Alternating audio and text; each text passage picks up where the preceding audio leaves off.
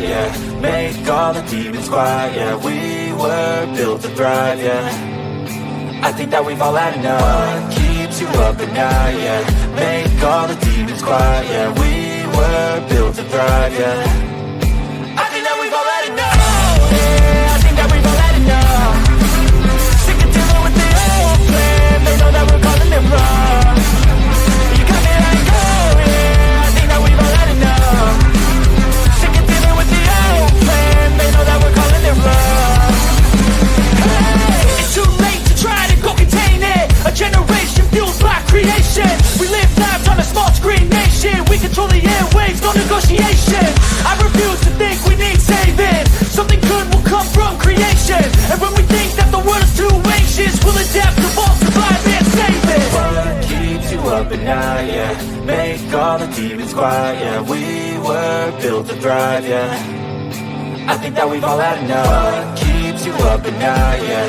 Make all the demons quiet, yeah. We were built to thrive, yeah. I think that we've all had enough, yeah. I think that we've all had enough. Sick of dealing with the old plan. They know that we're calling it wrong. You got me like, oh yeah. I think that we've all had enough. Sick of dealing with the old plan. They know that we're calling it wrong. Hey, oh yeah. I think that we've all had enough. Sick of dealing with the old plan. They know that we're calling it wrong. You got me like, oh yeah. I think that we've all had enough. Sick of dealing with the old plan. They know that we're calling it wrong.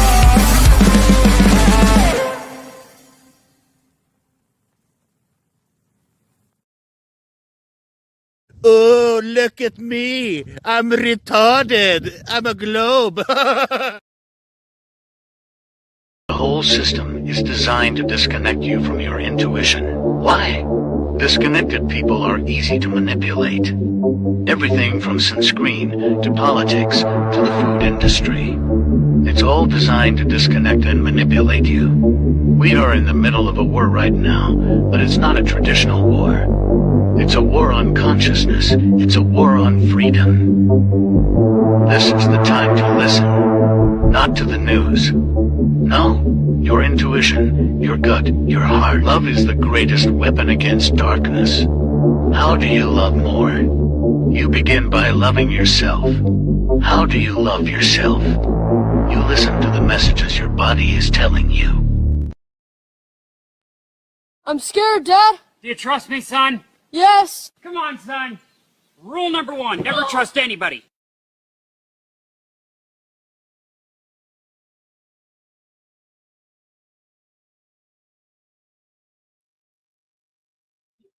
All right, good evening, ladies and gentlemen, and welcome to Sovereign Soul Unchained Mind, coming to you 251 miles above your imagination in the International Fake Station, trying to keep from getting tangled up in this IT nightmare we call home. I'm up here with my good friend and co-pilot Sum Ting Wong, who is here to make sure that the bowls are packed and that we fly straight and level across this beautiful plane of ours. So, wow, how is everybody tonight? Our regular Tuesday night Discussionations show, where it's pretty much topic driven.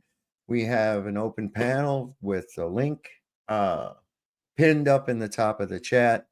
We're live over on Rumble as well. And who knows, the conversation may take us over there and off of here exclusively for the matter of observing TOS, okay, which is obviously run by mostly by AI, programmed by people with blue hair and identity crises. So this is where we're at in America, where we have so much freedom. And in fact, I mean, there's so much of it, they give it away for free. And it seems like a lot of people have taken it up on the offer, because America definitely is full of freedom. Wow. War.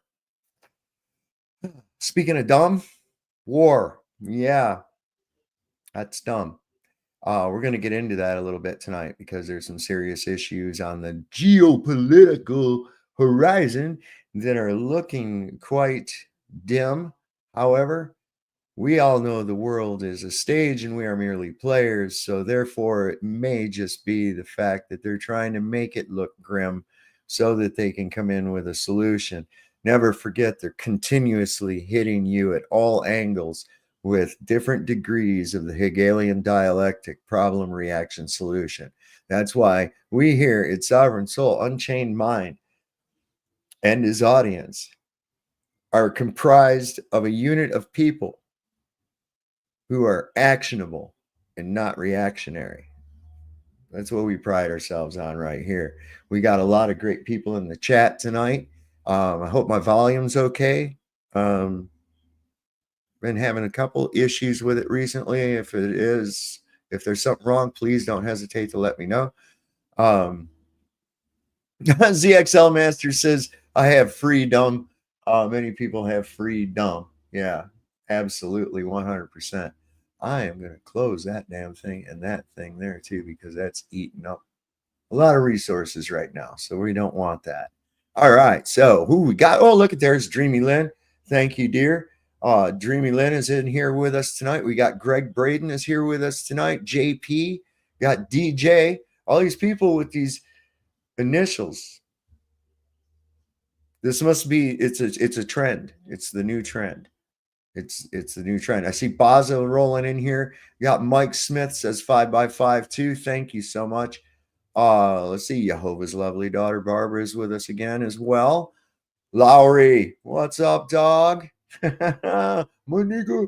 Who else we got? Sean Alke, which I know means that Angela Baby Carson is probably here too. Let me see if I'm correct. I'm going to go on up through here, and we see ZXL Master is here tonight. The Cybertronic man, the bridge between digital and human. That's our guy right there. He's all right. He's always making thumbnails and all kinds of crazy shit. It's he's got some talents, man.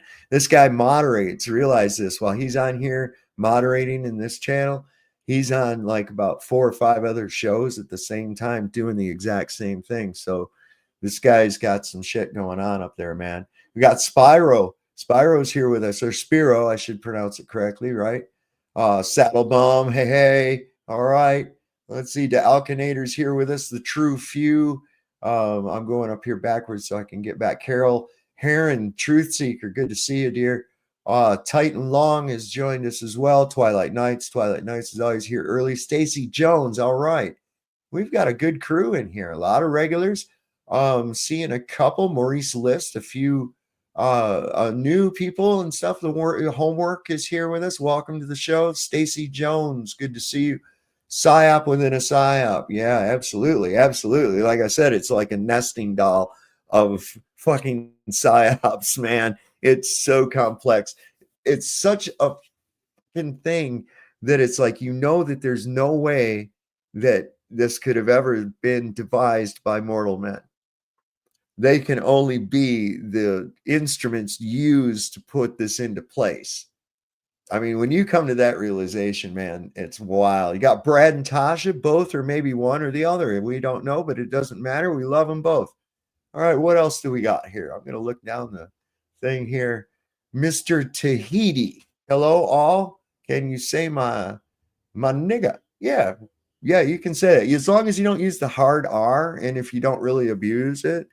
And also, I was made an honorary black man when I lived in Death Valley. I watched Django Unchained with a friend of mine who is black, and I felt black rage with him. And at that moment, he made me an honorary black man and told me that I could use the word.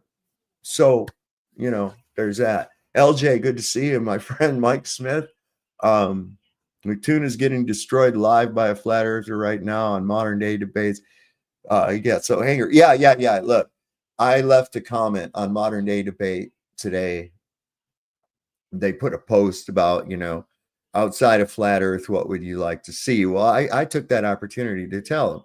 I said, look, if you're going to do flat earth versus globe, please see if you can find anyone other than Craig McNeil or Michael Toon or any of these other toxic bastards, okay? And you'd actually have a good show. If none of you have caught, and I'm sure most of you have, a discussion I had with a globe earther yesterday afternoon.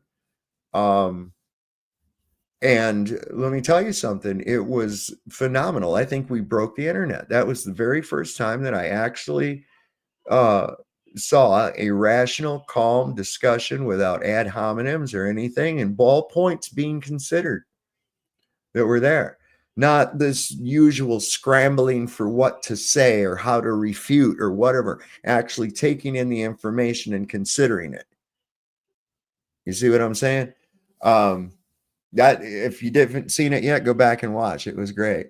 It was great. And I told Kent, welcome to the show anytime. I had a rather enjoyable discussion with him this afternoon through Messenger.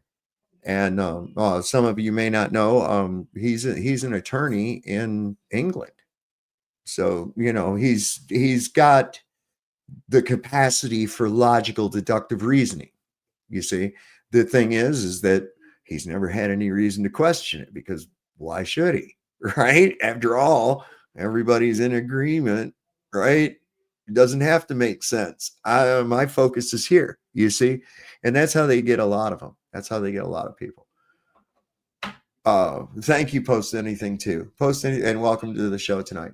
That was phenomenal. An interesting thing did occur, and then we'll start getting into some stuff. And if you have a topic, any of you out there that you have a topic of value or whatever, you feel that's of value and you want to come up, click the link and come up. I also want to take this time to, if RG the artist, if you're watching out there tonight or whatever, listen, I don't want you to take wrong what I was saying about like your thing about the stuff you were saying. What I'm trying to impart to a lot of my audience is this: be wary of making unsubstantiated claims that you can't prove. For instance, in a video clip, we're supposedly seeing stars. Now, we have to consider in the first place that we're already getting the material from a proven fraudulent source. So I am not 100% sure that what I am seeing is what they are telling me I am seeing. Okay? So then, assuming that it is, when you see something go by rather quickly in the screen, to make a statement like those are clearly vehicles of some kind, that's jumping to conclusions, because all you saw was two lights traveling through the screen at a faster rate compared to the other lights or whatever it was we were looking at. And so that's all. My criticism of things like that is nothing more than you have to critically analyze and use deductive reasoning when you're looking at these things. And it's not anything wrong with saying, I don't know. Because also in that discussion yesterday with Kent, he says, well, what is the sun then? I says, I don't fucking know, man. I don't know. I don't know. I know what it isn't. Okay. And I know it isn't what they've told me. Okay. So from there, I can work. Now, it does narrow it down, not by much, but at least by one thing. So that's a step in the right direction. Now we go along the premise that it's not what they think it is. Let's start from scratch. What is it really? Okay. That's how you do these things, you see. And we're finding these things out. Look at here. We got Lowry up here. Also, another thing, I was watching Brian Young. He's live, is still on in the other room. And it was very interesting. He opened up the panel and there was a lot of people in his chat asking him if he thought the earth was flat. And he's very open to it. He's just very honest about the hurdles that he has getting there with it. And I thought it was rather interesting because up until I came in here to come on the show, there had been like 3 people in a row that came up that discussed certain points that he was having problems with. So I'm kind of excited to see where that goes. Yeah, How that was really you have to be awesome. Yes, careful. you're talking about the guy What's yesterday. that, honey? You're talking about the guy yesterday that you were that you were debating or talking. Was it the Facebook guy? Yeah, the Facebook guy Yeah, that yesterday. was That the was best handled thing I've ever seen, dude. And I yeah. was like, I just stopped by to say hi. I don't want to hijack your show. I was just, Oh, you're all I was right. like, I was like, that is how that works. You talk Mm-hmm. through points. You wrote the points down. You answered, and that was one of the most beautiful things I've ever seen. Like I just went over to that McToon thing just a second ago. I lasted about 3 minutes, and he was so predictable. He was Toxic. already. It was already like, this is not going anywhere. This is like, unless you're just going for clicks or whatever. And I'm like, I was there for 3 minutes.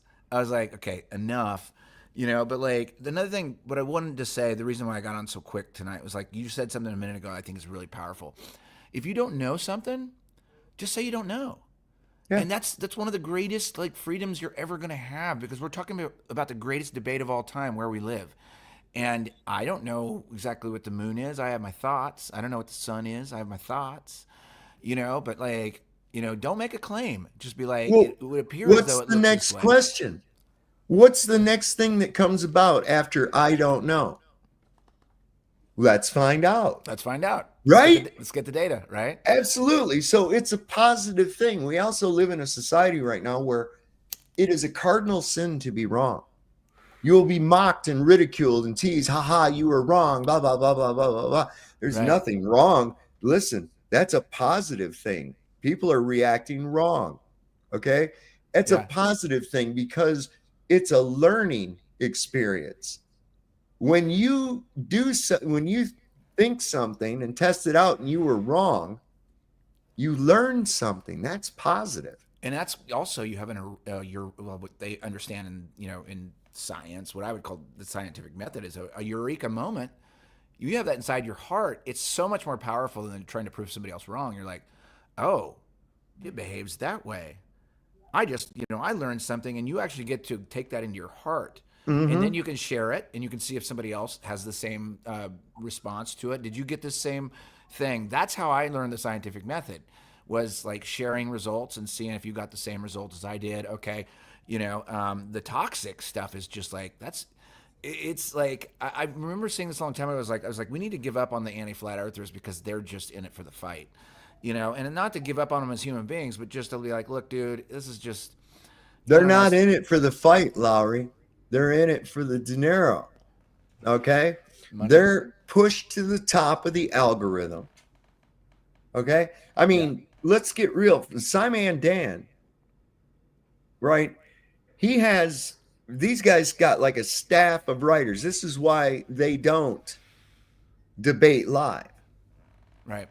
Okay? They won't debate live because when it comes down to it and they're put on the spot, they really don't know jack shit. Nothing. Because they don't have their script, and so they have to jump to the ad hoc. Yeah. Right? We saw that with Professor Dave when he's. Hey, how you doing, Jam? We saw that with Professor Dave, right?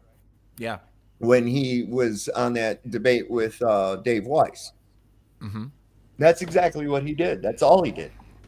Because that's all they have.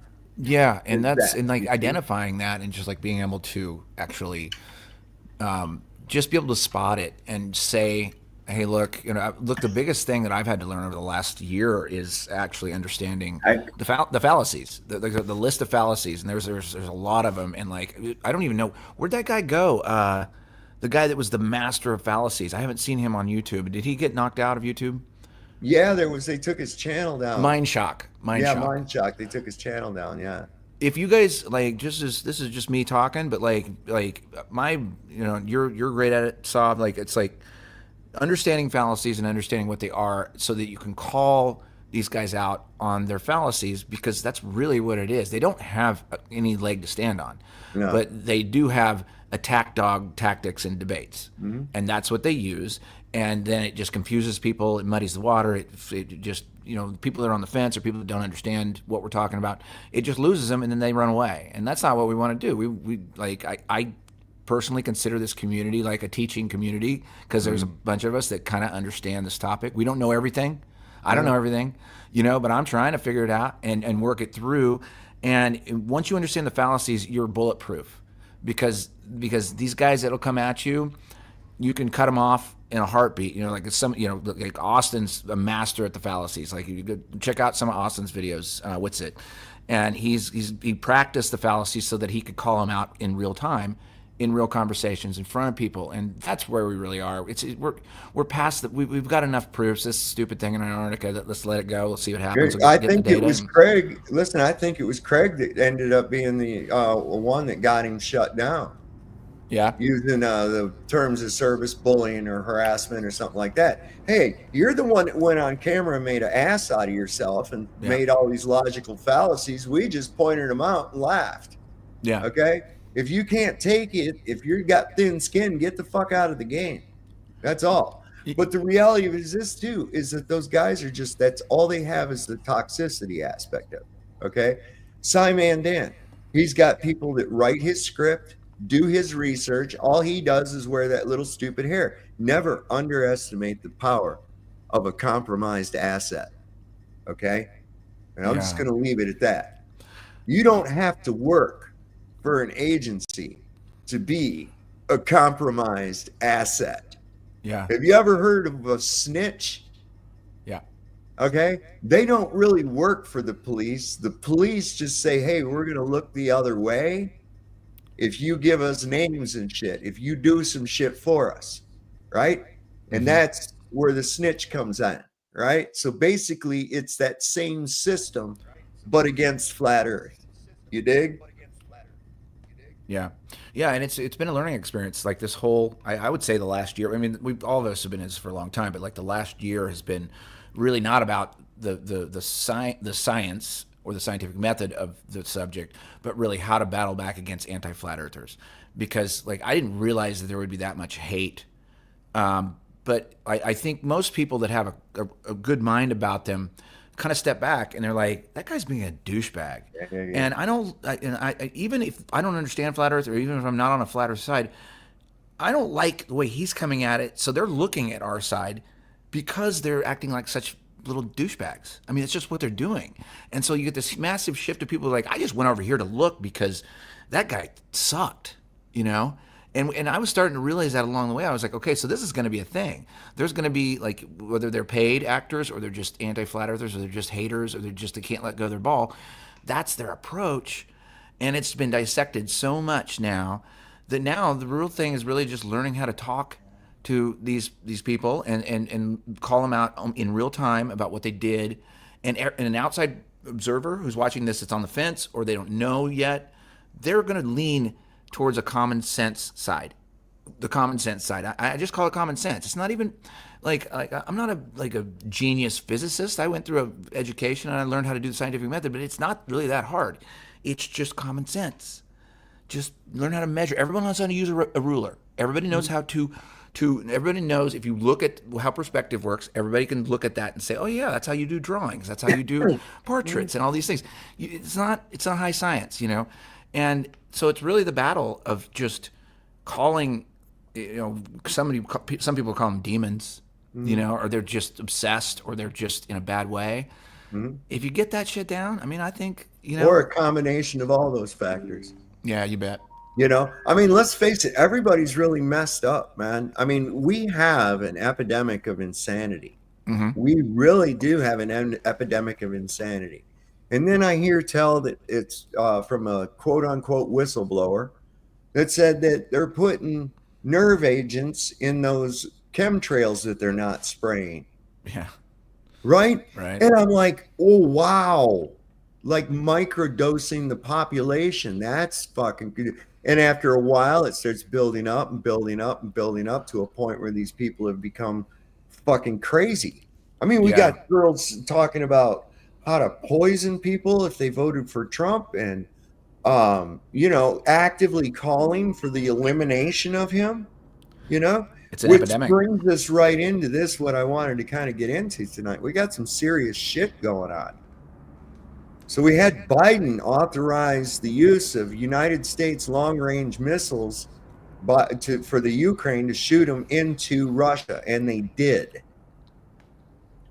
And now there's kind of an uproar. You know Russia's going to retaliate.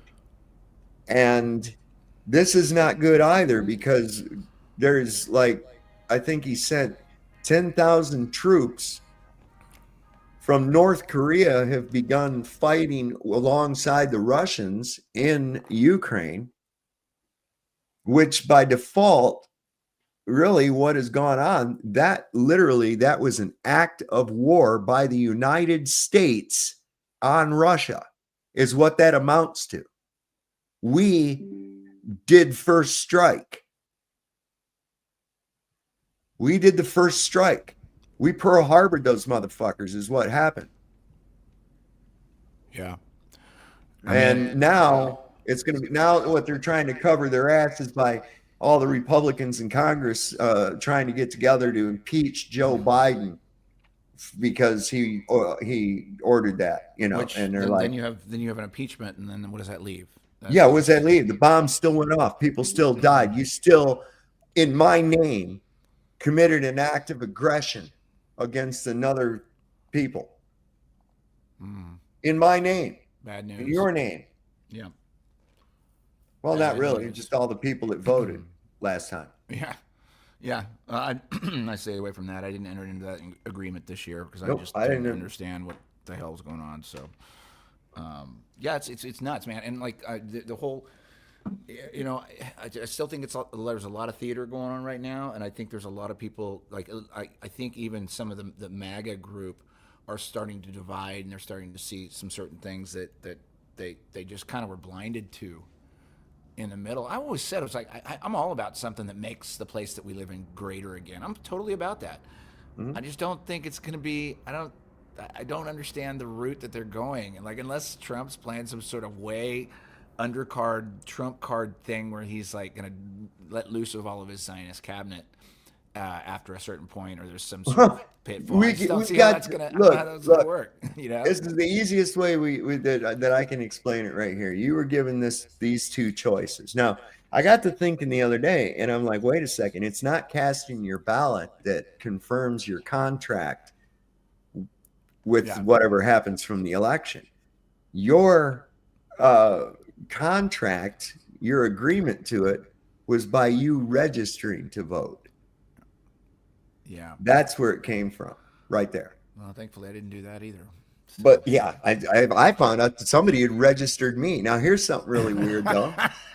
Yeah, I called down to the courthouse. I said, no, I did not register. So take me off of the rolls. I do not want to be on the rolls. I mean, somebody might have voted for me. I don't know. I didn't have. Okay, so I live in Virginia. I have lived in Virginia now for getting close to 30 years. 30 years. All right. I've never participated in a Michigan election. That's where I used to live. Mm-hmm.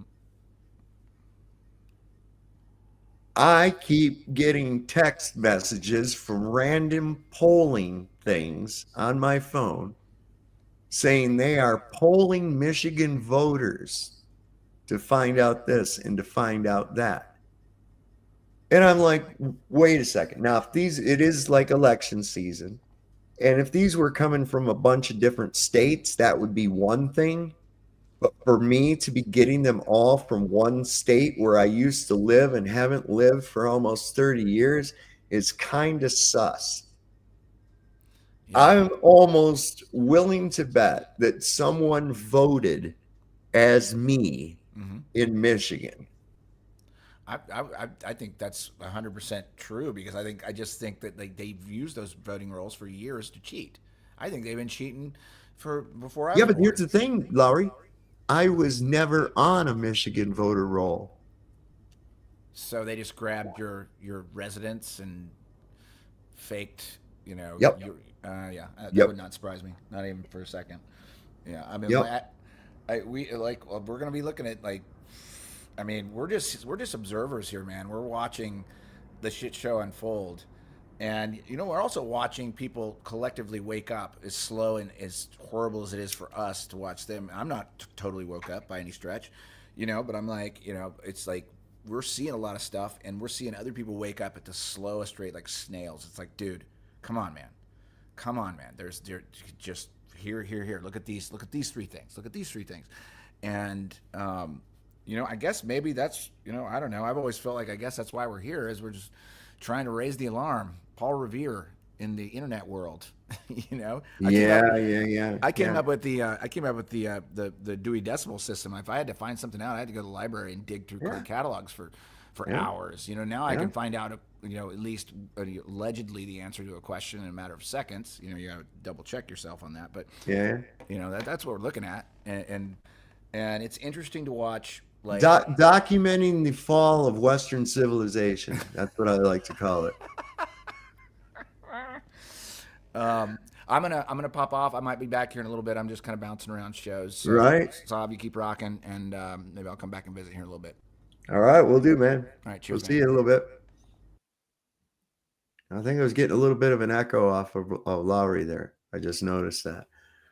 Somebody was watching it in the other room. That's what was going on, I bet you. But yeah, they said that they're, Republican members of Congress agree with General Flynn's analysis. Joe Biden must be impeached for illegally bombing Russia. So this is not good. This is just not. This is some serious shit. Now, I'm sure that most of this is going to elicit the fear of nuclear war. I'll sleep just fine because they're not going to have a nuclear war. They got some big bombs, and they tell us that Russia's got this thing that breaks up into like whole bunch of other little missiles, and they all come down with some ungodly explosive power that vaporizes everything in 30 miles. I say bullshit. Okay, I say bullshit. As soon as I heard the term re-entry, okay, I was all done with it. Okay, I was like, all right, no, they ain't got that shit. Ain't nobody got that fucking shit at all. Okay, nope. So I'm not worried about it. But we also have a pattern repeating itself right now, to go along with this and make sure to keep people locked snugly in their homes. Okay. We had what happened back in October. You remember we talked about it quite a bit on the show. They had a bird flu summit in Washington, D.C. You guys remember that? You remember that? Now we're starting to see in the news, just like we did in 2020, news stories here and there of people contracting this bird flu. Just like in this time of year, 4 years ago, we saw pictures of people in China falling over dead in the street, and people in hazmat suits picking them up and shit like that. And we were like, oh man, that's terrible, Exactly the same time frame. How much you want to bet this thing's going to go full swing before too long after the first of the year? 100%. Your microphone's muted, Jam, if you're trying to say something. How you doing, Disclord? Hey guys, I was just listening. How you doing, man? I'm doing fine. I was just over at forgive me, Ironworks channel. Oh yeah. Was just Oh yeah, that's listening right. He for a has bit. his show tonight too. But Yeah. He was just talking a little about yesterday, how he showed us that Cybertron and all that stuff. And yeah, that was pretty cool, man. That was pretty cool. So can you hear me now? Yeah, Yep. yeah, you're good to go. Good to go. Perfect. Sorry for the issues. YouTube's terms of service, I would definitely show that. This guy trying to show how he'd accidentally put a hole in his floor with an AR-15. And then he was demonstrating how he thought the thing was clear. And he says, see, I should have done this, this, and this right here. Oh, fuck. Here we go. I'll be right back. Fuck. Come on, man.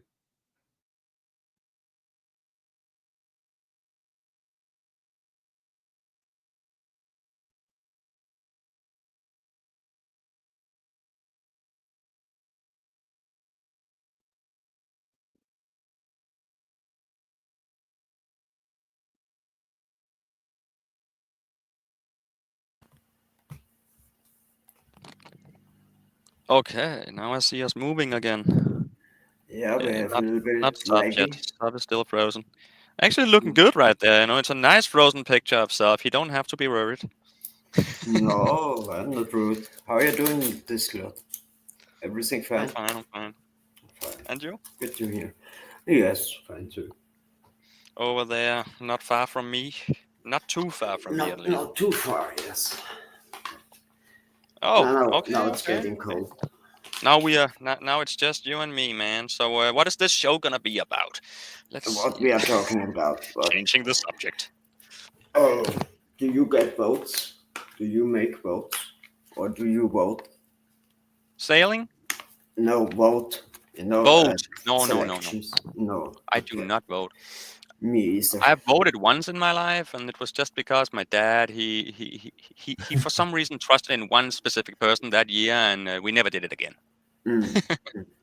Saab is back. Welcome back, so. Yeah. We hit a gravity well, man. Yeah, the frozen picture of you were, that couldn't be any better. You were looking damn straight right there the whole time until you dropped out. Yeah. Let's see. There's something just came out an hour ago. I'm just now seeing that. I'll bring it up here.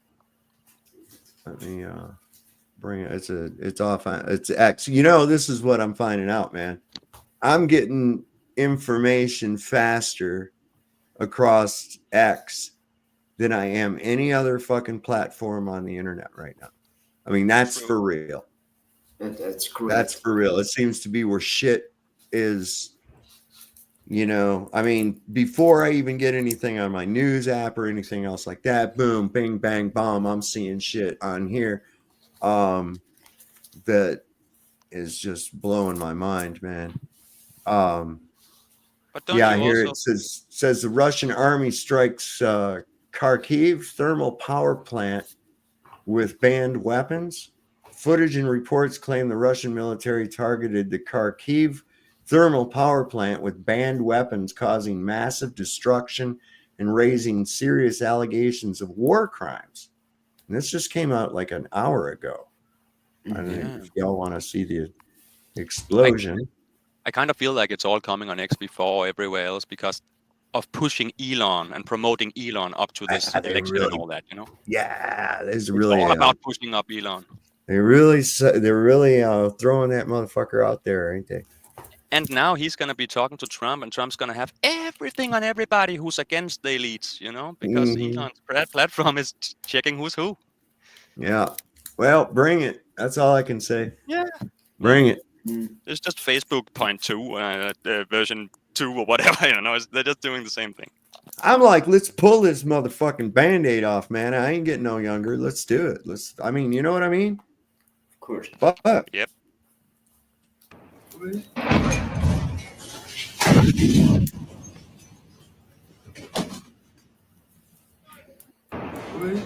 don't know, man. What do you think? Man. Think that's legit?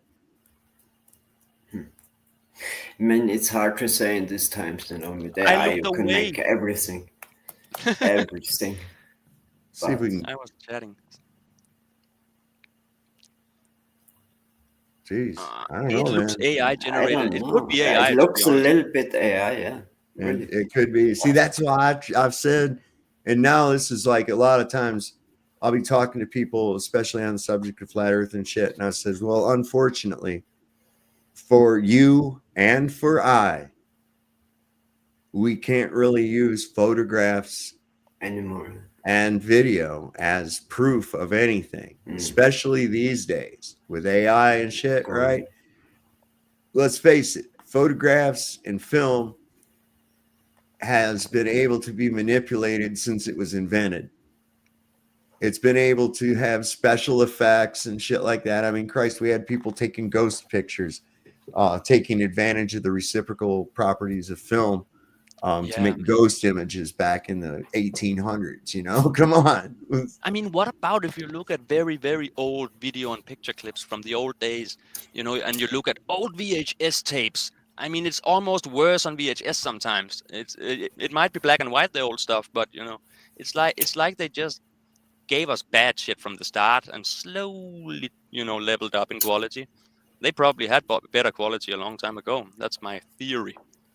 Because cameras was good in the old days. Even before 1900. Even before 1900. What's this here? This says another angle of the explosion. Just had to look what they did on COVID, you know, with the propaganda machine. Don't say that word. Don't say that. Okay, don't say it. Okay. Don't say that word. Listen, it's just sadly. We got to be careful preemptively, because we already know what's coming. We just talked about it. They just had a conference about it in October. October was when they had event 201. So, you know, put the pieces together. They're going to be doing another witch hunt on channels and shit here. And that's why it's important that people are subbed to me over on Rumble. Yeah. Because I'm getting about fed up with fucking YouTube anyways. Just their little pissy fucking thing. You can't do anything anymore online without some kind of little bullshit coming back from YouTube, you know? And it's like, oh my God, just stop already, you know? It's like, I thought about, we should do a panel show, right? And here's what we're going to do. We're going to discuss all of the important topics of the day, but we're going to stay within the terms of service of YouTube, right? That'll be the show. And what we'll do is just come on and just sit here and not say a fucking thing, because that's all we're allowed to say about important topics is not a fucking thing. That's okay. We can also introduce the show as this is our, you know, we are role playing. It's a role play show. Everything in this show is just role playing. We're just pretending in a sci-fi scenario, you know, for some Or I reason. can start migrating my audience and everything over to Rumble and then just tell YouTube to kiss my ass, because let's face it, I make money, although not a whole lot. Rumble pays me. YouTube won't. They won't. They said last time I applied, they says because I can't be monetized because I cover controversial topics that are harmful to people. That's what the fucking thing said. And I was like, man, I'm waiting to see a death certificate with the cause of death listed as controversial content. You know, is that going to be a cause of death somewhere sometime? You know, what happened to this guy? Oh, he's obviously a victim of controversial content. You know, get the fuck on. Bunch of namby-pamby little sissies and shit wanting to make everybody in a nanny state, teaching them all to self-censor themselves. Fuck them. You know? Yeah, I know. Best way to play their game is to pick up your bat and go somewhere else and play. That's the way to do it. Talking about free speech so much. Well, that's the whole thing. You know, you're either free to speak or you're not. No. There's no in between, not sort of free. No. You are either free to speak or you're not. That's all. There is no fucking middle ground on that shit. Right. Look at here, we got Leo Slayer, Rumble Gang in the house. He says, I'm over in the Rumble chat right now looking. Mine shot goes by his name now. Bruce McGuire. So that's his new Tricky Dick. Is that his new channel name? Is Bruce McGuire? Let me put that name. Let's take a look. I'll do a search. And then I can put the link in there. And I can be a beneficial member of this community. All right. Let's see what happens here. Let's put this up in here. Let's see if we can find Bruce McGuire. Yeah, I did. I found it right the fuck away. And I am subscribed. And I hit the bell, as you should do with this channel if you haven't done that already. Do you put it in the comments or? I'm getting ready to. I'm getting ready to right now. Thanks. I just reminded myself of something. Yeah, cool. Okay, so I have to get this. I'm going to copy that. Then I'm going to go here. And I'm going to put it right down here. Bam. Look at that. Look at this modern age we live in where I can do such things. It's like fucking witchcraft, isn't it? Wizardry. There we go. So that should be Mindshock's new channel. I'm looking forward to going over there and checking that out too. That's that poor fella. I enjoy it though. The reason his voice is like that, I believe, is because he uses some kind of a voice modulator, which I don't blame him, because these hackers and shit can hijack your voice and then do deep fakes and shit on you. You know? Yeah. So I don't like this voice. It's so easy to do yourself right now. You can go train an AI voice with a voice clip, with a couple of voice clips now. And you can just sit there and fine tune it with text, tell it how to pronounce this and that better. And it takes you an hour to make a believable voice. Yeah, you can see Quincy. Like, remember Quincy, the medical examiner show, where that guy, it was Jack Klugman. He's standing over the body. It was controversial content. He couldn't handle the truth, and he died. Now for this commercial break. Now stay tuned for this important message from our sponsor, right? Good God. Wow. So let me see. I'm trying to get back where I was. We had explosions and all kinds of cool shit here. And then it just like fucking went away. Okay, so I got this thing. It's kind of a breakdown. We're going to get back into World War III. That's what we're on now, right? World War III, which 2 and 3 are just extensions of 1. So it's all just been one big fucking 125-year goddamn war. It's really it's like part 1, 2, and 3 with a little break in between that they even made breaks, like treaties. Like the Godfather movies, right? Yeah. Exactly. You got Godfather 1, then Godfather 2 comes in, and a continuation of the same story. Then Godfather 3 comes in and breaks it all down. And here we are at Godfather 3. Yeah. Yep. So the Mike Tyson. Did anybody get to see the Mike Tyson fight? I didn't. The one with I heard about it. No. Okay, so what was it? The one of the Paul brothers. I don't know which one he is. They just these blonde-haired freak dudes that I know that are on YouTube. That's as much as I know about these guys. And the people that tuned in to watch it streaming on Netflix, I'm going to give you a brief rundown of what everybody got to see. Okay. Buffering. Mike Tyson's ass. Buffering. And that's the truth. That's what people saw. No shit. Of anything they got to see through all the buffering was Mike Tyson's bare ass. Humiliation ritual? I don't know. You tell me. Fuck these freaks, man. They're always doing this kind of shit. I heard that some people think that it's because they want to promote Elon's. What is it? Elon's internet? That what's it called? Starlink. Yeah. Some people think that they want to promote that now, and that's why. It's airplanes, dude. It's ridiculous. Starlink is aircraft. Okay, you remember when Elon did his little patriotic thing and said, because this war in Ukraine, I will not fly my Starlink satellites over Ukraine. Well, there aren't Starlink satellites. They're fucking airplanes, okay? It's transponders and shit on airplanes. And it just so happens he didn't have a choice in it because Ukraine was a no-fly zone. So, of course, there was no Starlink. There was no aircraft. Man. But they also do it with balloons, yes. Yeah, they have balloons too, but the majority of it is like this shit's installed in commercial aircraft. Okay. All the fucking aircraft flying every day, all the time, every night, all the time. That's what's fucking going on right there. Mm-hmm.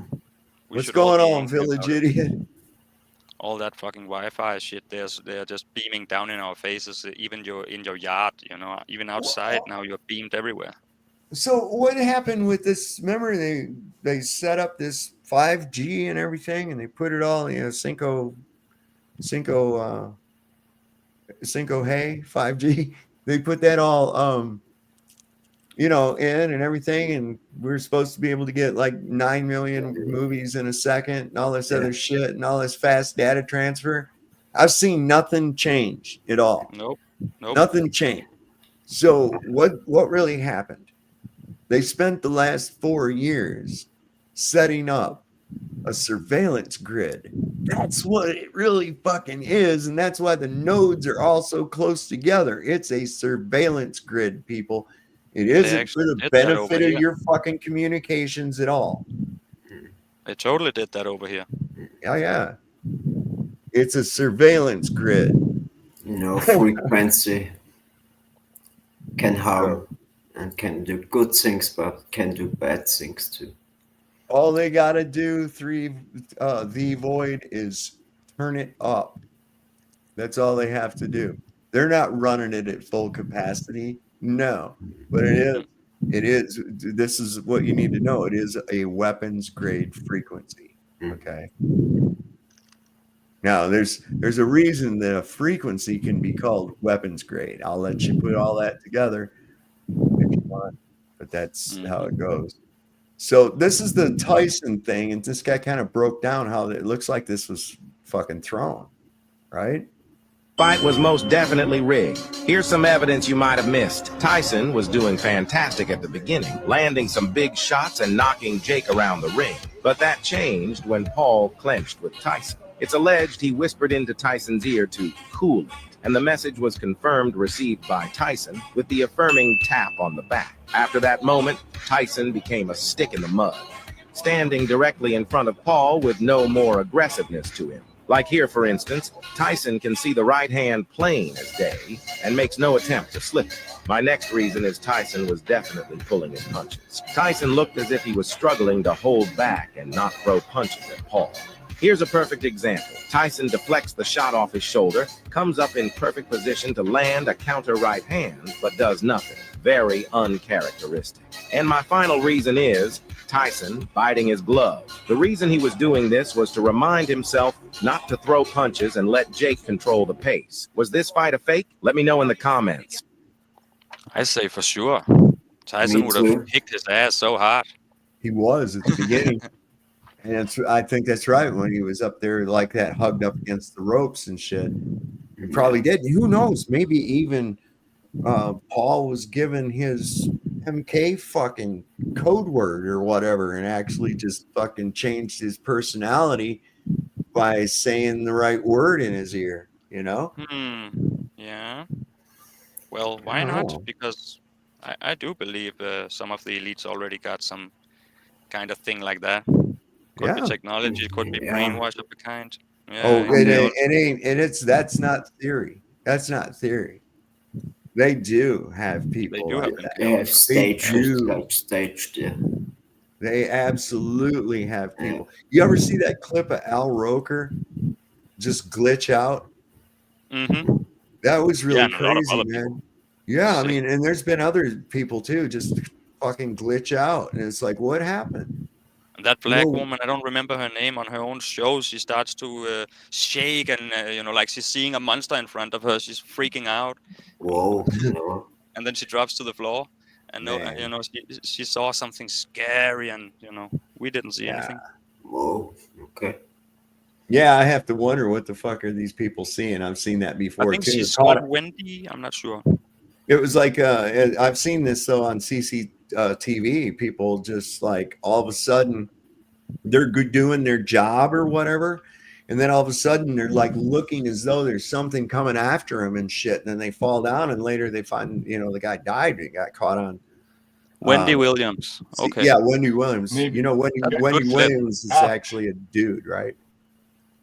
Possibly. I think a lot. No, not possibly. 100%. 100%. Okay, I'll check it out again because Wendy Williams is a T, and it's and she was the one that had Boy once. I mean Beyonce on her show when she was supposedly pregnant. When Beyonce went to go sit down, her pregnant bump folded inward like a rubber bubble or something, and it was like, and people saw that and they were like, "What the fuck?" Well, of course, it was like a fake baby.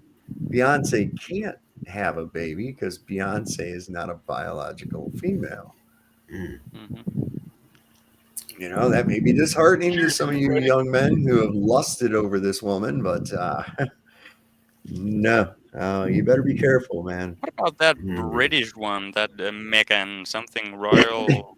Megan Fox? Family, really? No, isn't, what's the one that's married to that British guy, British royal guy? Yeah, Harry. He's married to Harry, Prince Harry.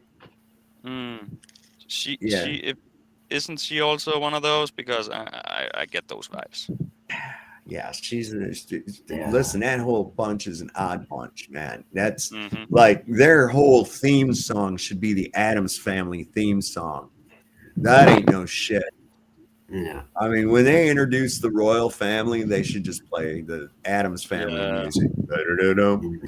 You know, I mean, geez. And that, even the Danish one, they all looked weird from birth. They're related, dude. They're related, man. Oh, the Danish one is who's that? Beatrix?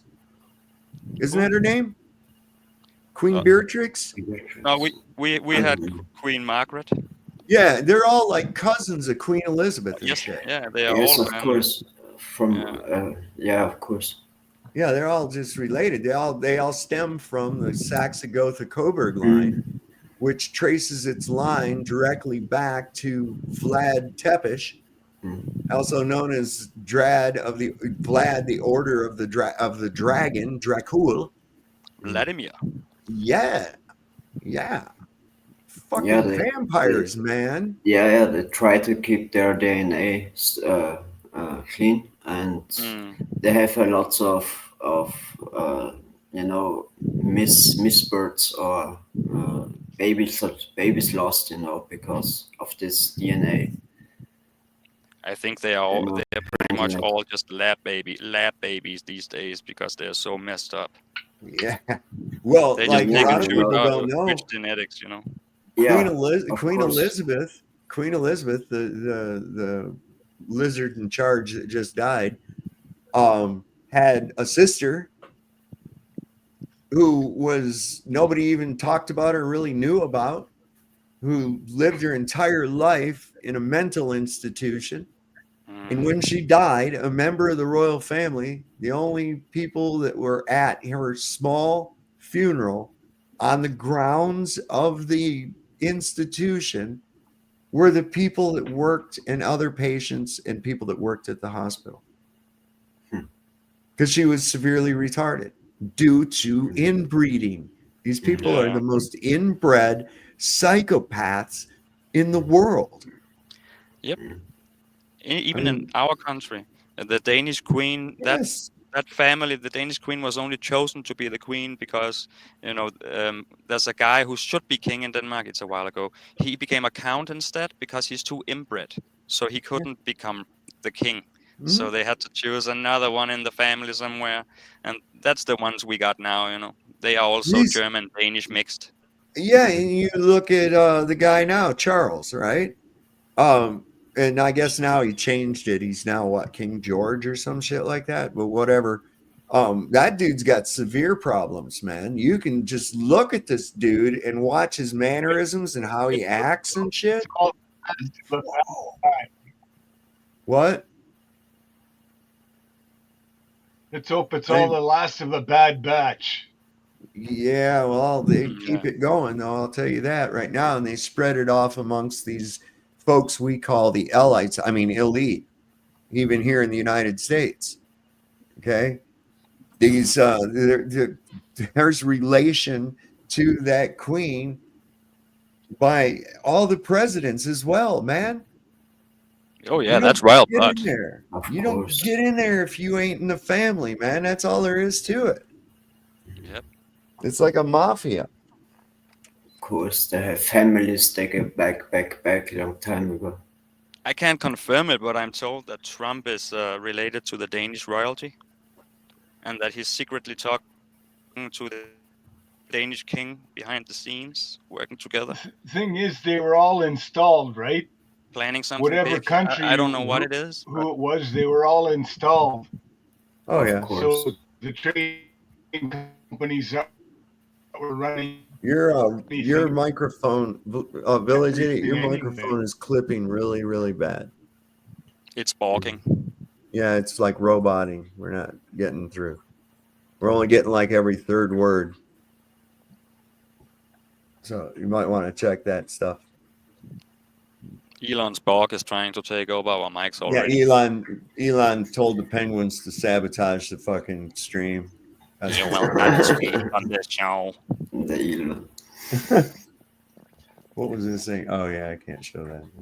Oh, I found this thing. It was really interesting too. This is because they're again conditioned to think capitalism is a great system of economy, when in reality it's not. Free market is, but capitalism, no. It's a little bit of a different monkey. Check this out. Capitalism can't be reformed. Why? Because it's based on an irreconcilable contradiction, which is class antagonism. Capitalism is built on the principle of exploitation. It presupposes the existence of two classes, owners and workers. More specifically, owners that exploit workers. As long as our political economy is based on the principle of exploitation and self-enrichment, there will always be friction, there will always be poverty, and there will always be violence. So let's vote in socialism. Not so fast. Politics cannot be divorced from the economy. Politics is a reflection of the economy. In fact, all social and political life and ideas are shaped by how societies organize the economy. Whoever controls the economy controls our government. If you do not solve the problem in our economy, then you cannot solve the problem in our government. So what's the solution? A general strike. Workers who work the supply chain are the only class of people that have material power over the economy. A capitalist's profits are their greatest strength and their greatest weakness, because they depend on your labor for their strength. Disrupting capitalists' profits means we shut down the war machine. In order to battle institutions, we must have institutions of our own, working class organizations and working class actions. Withhold your labor, stop the genocide. And that's why I advocate for a general strike. Thoughts? But people are not going to do that because they got those money they got to go make, you know? Got you by the golden handcuff. Yeah. Yep. I think when it's too late, they stand up. But I'll get fired. Yeah, but you'll save the world. But I'll lose my money. So you know those chemtrails that they're not spraying? I know. You know, very those good. really weird lines we see up in the sky that they say, "Oh, that's just contrails. It's from ice crystals that form out of wings." Yeah. Completely. They're actually magic ice crystals. They move up and down, and they go up, down, and always around and spread out. It's just ice crystals. Well, you know how you can track a flight? You know, there's flight tracker apps and shit like that on your phones. All right. Yeah. So this guy, I guess he tracked these flights. The patterns are so insane. Oh my God, watch this. Why do you think our military flew over this city like this for 3.5 hours today and 2 hours the day before? How much is that for fuel? Maybe they never got a spirograph to play with as a kid. What do you think they're doing? I think it's drone. It's drone planes. Yeah, but crazy. There's not some guy sitting in there doing my those God! things. Wait a minute! I just came to something. You know how they, in rituals and shit like that, they like on the floor draw some symbol. You know, I'm sure you're familiar with them drawing like a pentagram on the ground or something like that. maybe this is kind of like the equivalent of that, but on a much, much larger scale. And of course, everything's multifaceted. I mean, they not going to miss an opportunity to poison the population, and hey, maybe introduce something that's going to, calm them down or whatever else like that. But still, why the geometric patterns? Why the perfect geometric patterns? That one was special indeed. That's what I gotta wonder is that why are they making these things? Are these some kind of rune, or do they form some kind of an energy pattern that they get a desired result from? I just, there's a lot of questions because that's a lot of gas. That's a lot of fuel to be flying around doing that shit all fucking day long just to make a pattern in the sky. I mean, like the guy said, you could go buy a spirograph. I've got one. You can make them things all day long, man, however you want to, and you don't even have to leave the ground. So there's got to be light them up with radar and microwaves, right? Well, there again, I don't think you need a perfect geometric pattern in order to influence the weather or whatever else with using frequencies or anything.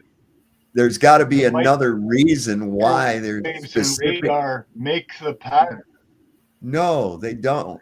It's the path of the airplane being tracked right there. Of course, the airplane is leaving these trails behind them. Now, the thing you got to understand there again, you're on the ground. You're only seeing part of one of the lines or part of a couple of the lines. You're not seeing the whole picture. But from an illustration like that, once you see the whole picture, and I like what somebody, Carrie Woolley, just said, alchemy skies. That's an interesting path to line of thought to consider, I think. I really do, because there is much about that world that is it's occulted from us. It is totally occulted from us. Completely. So I don't know. I think that's definitely a possibility, but I thought that was rather interesting. I started thinking, I'm like, me too, man. I was looking at it like that, like some kind of big pattern as well, and I've never seen that before. Yeah. I mean, I've seen circles. Like when I was out west, I've seen circles before. Yeah, I don't think you're hearing what I'm saying though. Okay, say it again. So they spread out this whole shit, this array of particles, and then they light it up with frequencies from the radar and the microwaves and whatever. We know this. We already know this. HARP technology. We already know this. My question is, what is the purpose of specific geometric patterns? Maybe that's the question. Power source or ritual based. Summon energy or summon some kind of something. That's what I'm thinking. Now whether it actually works or not, we're not even going here. But the people behind that, whoever's flying that, whether it be a drone, which I suspect most of those are drones, are pilotless. But nevertheless, somebody had to set that flight pattern. Somebody had to make that airplane go in that specific pattern.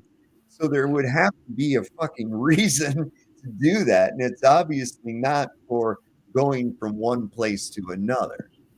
And not merely just to spread the shit in the sky, because let's face it, you could just do anything to spread it around the sky. These are specific geometric patterns with purpose. Okay, what about geography though, Dave? Where's that at exactly? I'm not sure. If it's over the top of CERN and they're drawing pentagrams over CERN, then they're creating portholes with HARP.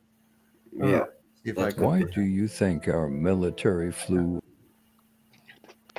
Let's see. Oh no, it's just the name of the plane. It's going around near Fort Bragg area. Okay, so it's in the near US? the Fort Bragg area. Yeah, because its origin is Fort Bragg and its destination is Fort Bragg.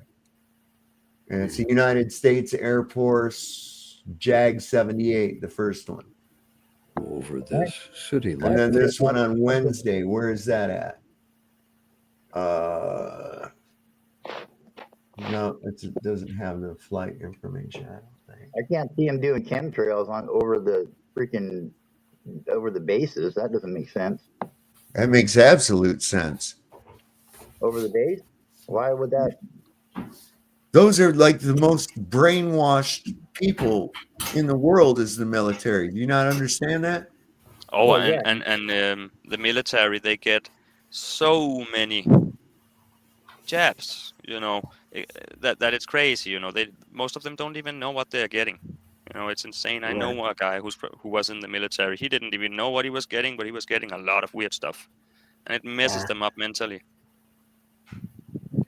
It's like the war. It's like the war with Ukraine and Russia. It would be over yet because USA and NATO was they're delivering the weapons for Ukraine, so they had the big war on.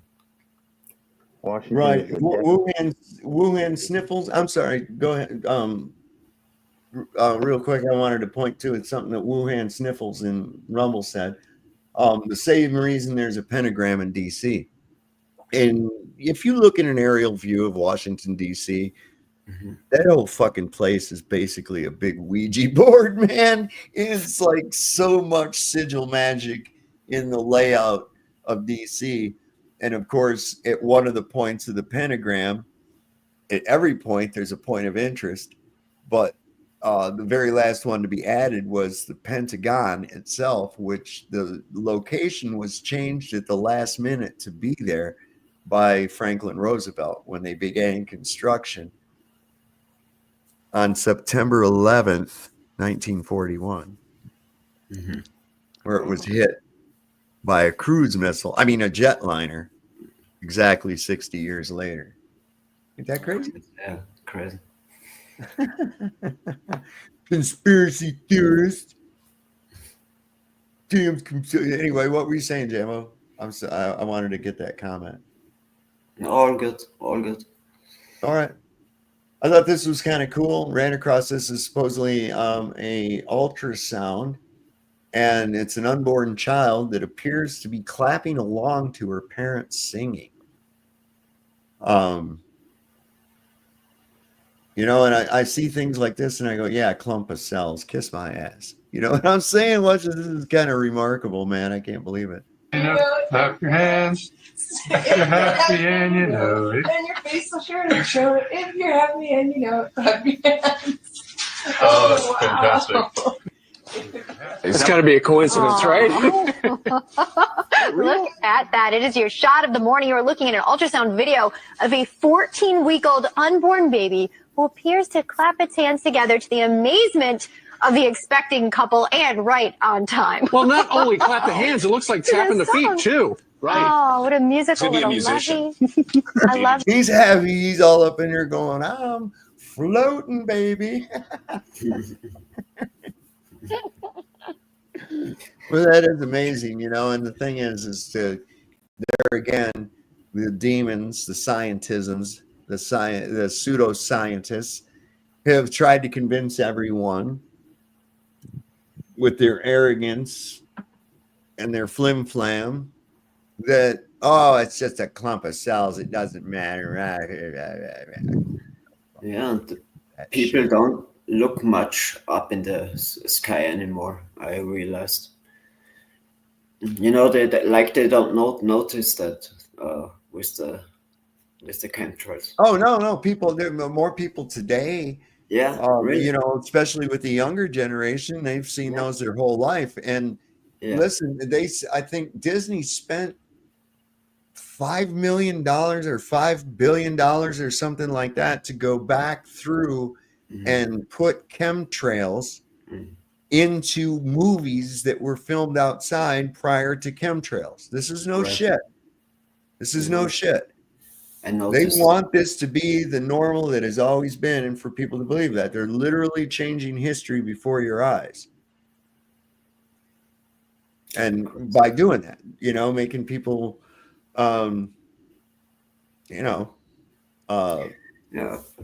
pro. Yeah. For pro. So there's some allegations. Here's the thing here too. A Diddy insider is alleging that Justin Trudeau eliminated a girl at a crazy Diddy party. And Trudeau's half-brother has repeatedly suggested that Justin Trudeau is being blackmailed. I don't know. This is just an audio clip. We can listen to it. I've not listened to it yet. So let's see what goes on. Here's the thing. There were hidden cameras in the house, not for safety, but to catch folks slipping. So as the night rolls on, it gets crazy in there. Wild stuff I ain't even gonna repeat. But word got out that the world leader got caught on tape doing some illegal dirt. And I'm talking stuff that could put him behind bars for life. Let's just say in prison, child molesters don't just get punished. They're marked. The word spreads fast, and when it does, justice comes brutal and swift from the hands of those who've got nothing to lose. Man, I ain't saying too much, but if what I heard is true, that kind of punishment wouldn't even scratch the surface for Trudeau. Word is that little girl ain't make it out of that room alive. Here's the thing. There were hidden... What do you think?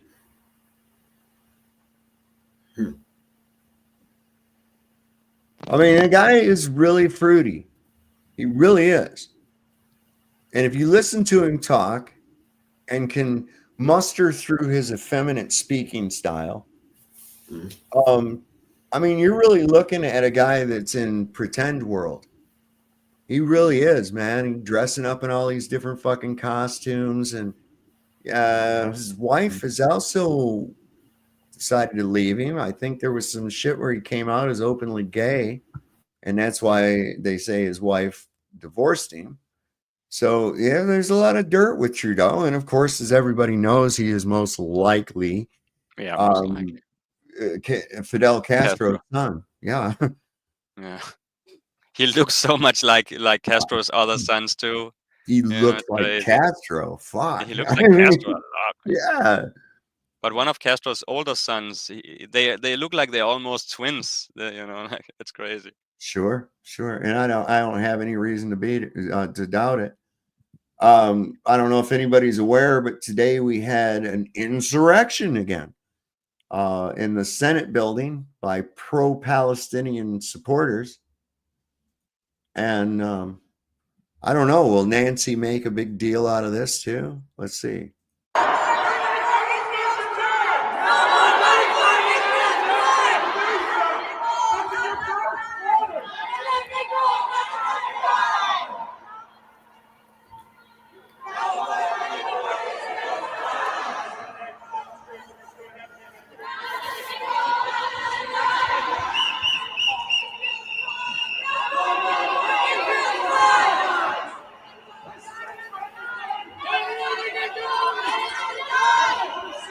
Listen, I don't think that's the Senate building, man.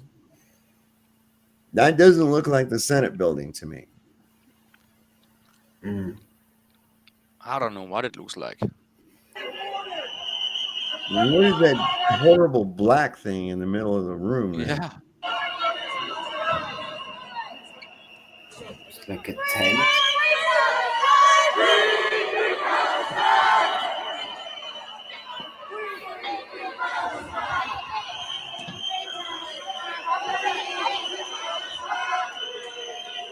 Oh, they are stealing people's property.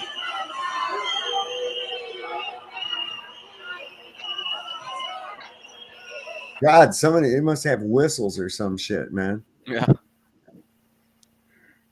There's an irritating group, I'll tell you that. But I'm look, I'm on board with not really what they're doing, but what they stand behind. Because man, that shit's just awful, and we just support the fuck out of it. It's our tax money and everything that's going to support this genocide that's occurring in Gaza, and to also fuel Netanyahu's lust for this fucking Armageddon scenario, of course, so they can bring on their freakish goddamn crap. I mean, And nobody can see through this. You got these idiot people saying Christians for Israel. Let me tell you something. You can ask my friend John Thomas, who's been there as a Christian. They do not feel the same about you in the least. So you better get that through your thick ass skulls when you're dropping money in the collection plate. Okay? That's what you need to know, man. People got to learn to do this, man. And this is for real. I was talking, you remember Kent, the guy that was on my show yesterday afternoon. He's a Glober. And we were talking and shit today. And I says, look, you know, this whole thing, you always have to look at everything without any bias. You can't have any bias, or you're not going to get objective reality. So what you have to do is you have to treat any situation like you're an outsider. You just now heard about this. Oh my God, these people are fighting and shit over here. What happened? Okay. Don't play favorites. Look objectively at the things that occurred. Listen to both sides' story, because as you all know, there's his story, her story, and the real story, right? Anybody that's ever been in between a couple that's been fighting or whatever always knows that each person is going to paint themselves as the innocent victim. And I'm sorry, there's no such thing as two innocent victims and there having been a conflict. Okay. That doesn't happen. So we know how to look through the bullshit, filter it through, you know, see through the hyperbole, so to speak. And that's the way I've looked at history. That's why people say, well, you're anti-American. I said, no, I'm just saying who had the moral high ground. Okay. I don't think anybody should be blowing each other up for shit. Really. That's just dumb fucking craziness. Right. But when there does come a time for one of these conflicts, I have to look at it objectively and say, who is the bad guy? And I'm sorry, our side, quote, are the bad guys. There's no way around it. There's no way around it looking at it. If you look at anything objectively, you find out that we are the bad guys and have been the bad guys for a long fucking time. But they are now spread it across the world, I say. In our government. Well, yeah, it's because we got to have our fucking nose in every goddamn other country's business. Got someone bribed good everywhere our family members didn't. I mean, this is just fucking nuts.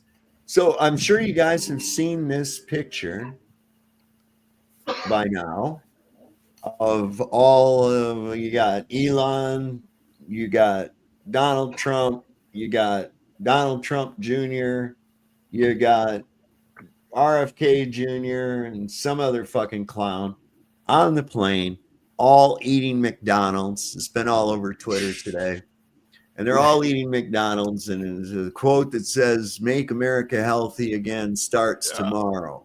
Okay? Oh my God. And I'm like, you gotta be fucking shitting me, right? Well, here's something interesting, and we checked it, and it does check out. Okay. So it's been exactly 6,666 days since the movie Snakes on a Plane came out, and when this picture was taken just yesterday. Ain't that cute? Ain't that cute? Snakes on a Plane. And for those of you that don't know, it's a Samuel Jackson movie. The famous line, "I'm tired of all these motherfucking snakes on this motherfucking airplane." Yeah. That's the big thing that came from that. But it was really kind of a crappy movie. It's okay, you know, it's entertaining, but it's, I think, made to be kind of stupid. But I mean, I think that's awful wild coincidence if you really look at it, you know. To be honest, nice little family. Sorry. Do we even think they ate that shit? I don't think so. I doubt it. I doubt it. Listen, like I've said before, man, these people have learned how to act like you, like they fit in with you. They know that if they can make you feel like you're just a regular Joe like them, you know, they're just a regular Joe like you, that you'll accept them more. You'll start to trust them. Hey, this guy's a good guy. He says shit that I like, and he eats the same foods as I do, and and you mix that in with a really good propaganda PR campaign, and baby, you got Donald Trump. Or any fucking politician, or any actor, or singer, or anything like that. That's how it's done. You keep pushing it in your fucking face until you accept it. Fucking humiliating. Yes, it is. It is. And it's infuriating, especially when you see what they're doing and you don't accept it and you see it working on other people and you go, what the fuck is wrong with you? Why do you buying into this? God. I crack myself up sometimes, you know, because I'm like, am I really that critical? You know? Yeah, I never understood that idolizing thing. No. Never. No. It's like the government. Once they get in your ass, they ain't coming out. Oh no, then you're probed for life. That's it. Chipped. They got a chip on the end of that government pop. That's what happens right there. But I saw this was an interesting thing. It was, I think, Michael Knowles. He's a creator on YouTube. Some of you may be familiar with him. He's he's a right-wing contributor, but he talked to a guy who's claimed to be the smartest man in the world with an IQ of 210. Now, the thing I found about most of these people that think that they have, you know, that they're very intelligent and highly educated and everything, one common thing amongst many of them is atheism. Because many people think that they think that's the intelligent, they think that's the intelligent approach. But this guy with an IQ of 210 believes in God. And you got to listen to this guy speak, man. This is a couple minutes long. And I'm going to take that opportunity to go use the water closet and to smoke a bowl. So, you know, that's how I do. Stop. I think we figured out why they do prostate exams now. Oh, they put a chip. They put the chips up your butt. And the checkup. They got to see if it's still working. They're still thinking up there. Yeah, they're putting chips up your butt. That's all. All right, buttered biscuits is. I don't know if you can do anything or what, but you don't have no camera. Hey, Sav, how you doing, bud? Hey, real good, real good. We're just getting ready to start this clip, and you know, I'm gonna take a bathroom break real quick too. So be right back. But this is interesting. A guy with an IQ of 208 and he believes in God, and here's why. Admit it, with no false modesty and no undue confidence. Well, IQ is not the last word on intelligence by any means. IQ is where you focus. You can focus, marshal all your intellectual energy and focus it very tightly on one item that you've been presented with. Okay, there's tests contain items, and you're focusing on each one of those items. You're not seeing anything else. Okay, and that's what IQ is. But in addition to that depth and that focus, there is also aperture. Think of the mind as a kind of camera. Okay, what a lot of high IQ people have a lot of difficulty doing is widening their mental aperture. You've got to be flexible. You've got to be able to widen and narrow that aperture at will as you're doing the depth perception too. So you've got the focus, depth of focus, the magnification, as it were, plus the aperture. And most people, you know, most high IQ people, they have the magnification, but they don't have the aperture. So then from the perspective, simultaneously, I suppose, both of depth and breadth here, if we're talking about a theory of everything, the first question we have to establish, does God exist? Yes. Simple as that. Well, it's the identity has the reality has an identity. Okay, the identity is that as which something exists. Okay, matter of fact, when you say the word reality, you're naming an identity. It is, you're identifying something. This. I'm smiling because your answer on this is so beautiful. It just reminds me of of Moses at the burning bush. And Moses at the burning bush says, who shall I tell the people that you are? Talking to God. And God says, tell them I am that I am. That's right. I am identity itself. I'm being himself. That's exactly right. That's what the CTMU says. It just comes up with the mathematical structure that you need to build a reality out of that. You see?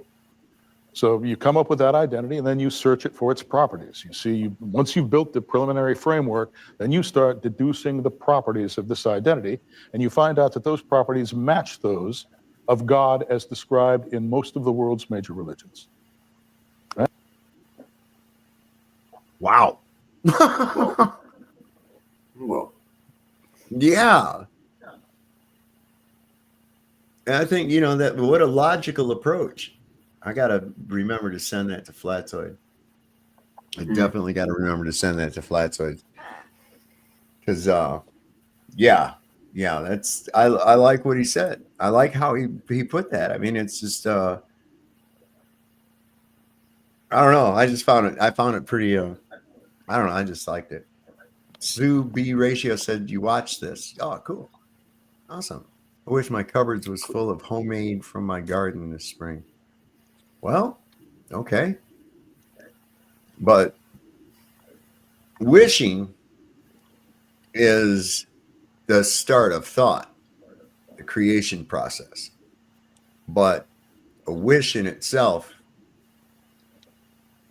won't create. You dig? So what do we do about that? Grow some gardens. Yeah. You grow a garden, and you fill your cupboard with those things. If you visualize it, you'll manifest it into reality through creation. You'll create it. Of course, you can always stop yourself too. That's it's within your purview to do it. Is this the same one that we've seen? This is another one. Pulling punches. Yeah, I think this one is going over him pulling the punches, Mike. Iron Mike. Iron Mike is. I refuse to believe that Iron Mike is rusting. Did you go back off stage? Oh no, you're still up here. Okay. Sovereign, I saw something on one of the posts today. You what? Iron Mike, today or yesterday, I don't remember what it was, but anyways, it said something like it was supposedly, I think, an X post from Mike Tyson stating something to the effect of, I won anyways because I was still able to go out to that many people, and I had a blood transfusion 7 times back in June of this past year, and that's why I couldn't come out in July, because I had a blood transfusion. Now, I don't know if that's true or not, but that's what I saw. And I mean, the way that he fought and everything else, I thought, well, you know, maybe, I don't know. But anybody else have any confirmation or bias on that? I don't know whether or not that was true or not. I was just wondering whether or not. I heard the same thing. I hadn't been aware of that. Now myself, I hadn't been aware of this. I really didn't. When I heard that Mike Tyson and this guy were going to fight and shit, all I had to say on it was like, personally, myself, I wouldn't get, wow, who the fuck's microphone is that? Sorry, it's the cannabis leaf one. It's done. The only thing I figured was that you got to be a fucking crazy man to get into the ring with Mike Tyson. He's an animal. I mean, and that's as far as I went with it. And then I didn't even know until like right before it was going to happen. I saw people going, "Oh, they're going to have that fight," and I was like, "Oh, okay, yeah, I heard about that." And I was thinking good for him because he's going to collect $25 million, you know? So, well, yeah. You know what I mean? Like, I would too, you know, for his kid's sake. And he's been talking about his death and different things on top of that. So it makes sense to me, but I don't know whether or not it was true or not. So trying to find out if anybody else knew any more on it or if they had any videos or anything of him. No, Mike Tyson's got some shady shit going on, I think, behind the scenes. I think anybody that's in the know has shady shit going on.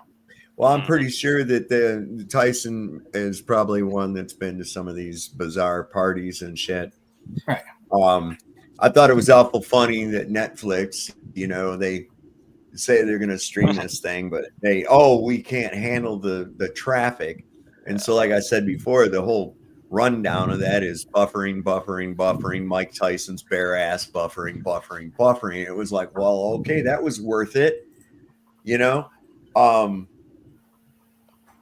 I don't know, man. I think that this was like, I think it was thrown. I think he threw it. I really do. Yeah. But at least if that's true, at least he had a story to go along with it. It makes sense, right?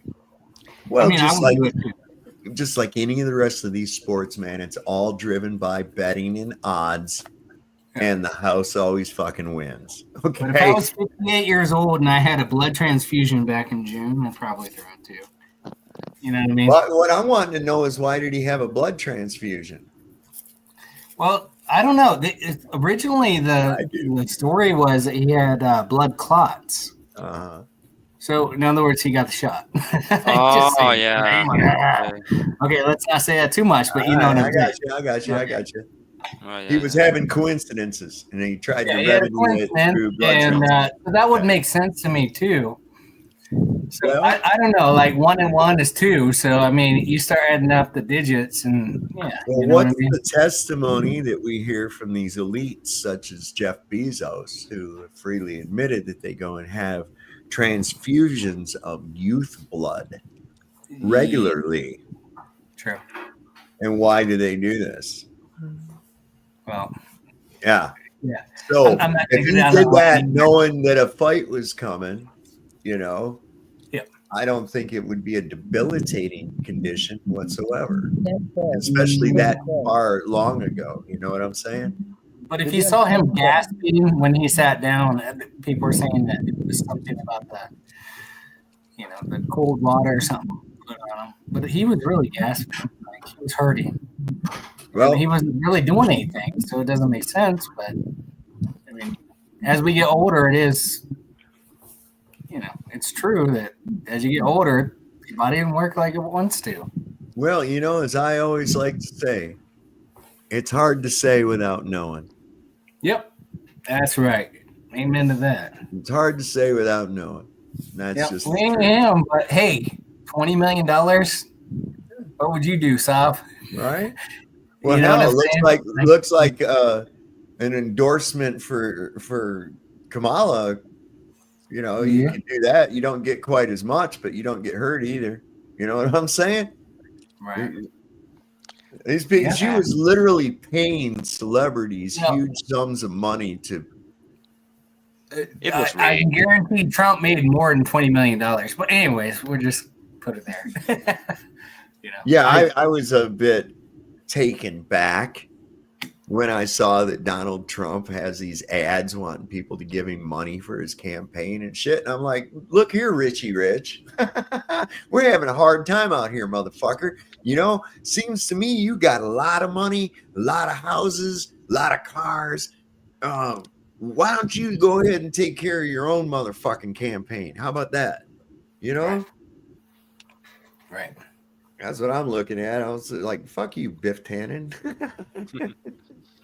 This fight was most definitely rigged. Here's some evidence you might have missed. Tyson was doing fantastic at the beginning, landing some big shots and knocking Jake around the ring. But that changed when Paul clenched with Tyson. It's alleged he whispered into Tyson's ear to cool it, and the message was confirmed received by Tyson with the affirming tap on the back. After that moment, Tyson became a stick in the mud, standing directly in front of Paul with no more aggressiveness to him. Like here, for instance, Tyson can see the right hand plain as day and makes no attempt to slip it. My next reason is Tyson was definitely pulling his punches. Tyson looked as if he was struggling to hold back and not throw punches at Paul.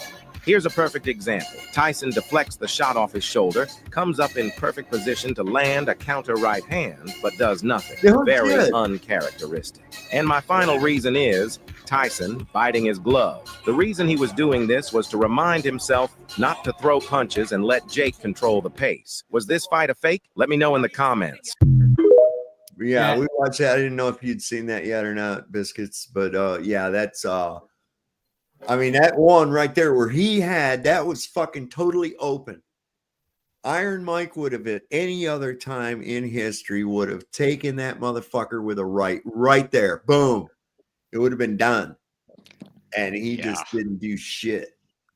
No, the whole biting of the glove thing, I mean, that just shows him holding back.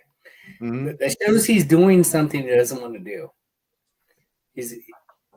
Literally, there you go. That was Sovereign right there biting at him, man. It's doing something like talking to me. Even his face, it's just fake. Like it's uncomfortable.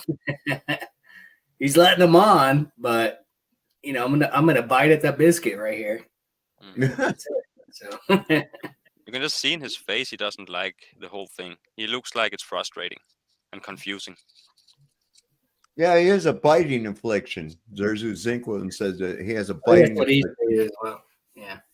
He is a mental patient. We all know that, Well, that's just why he became a boxer.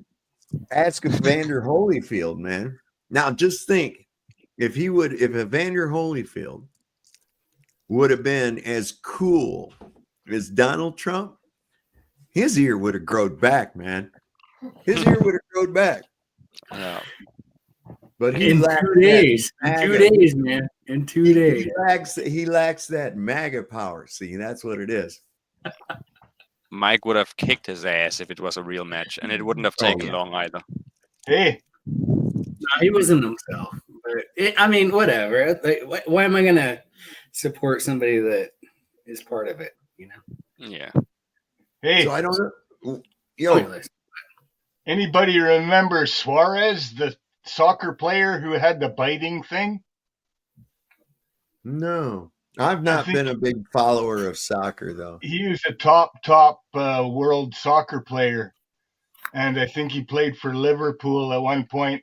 I think he was from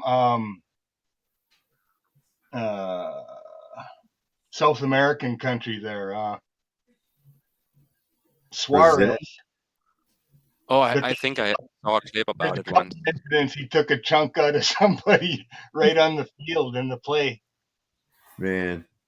And he got suspended, I think, for a long time, and then he ended up switching continents to play. So,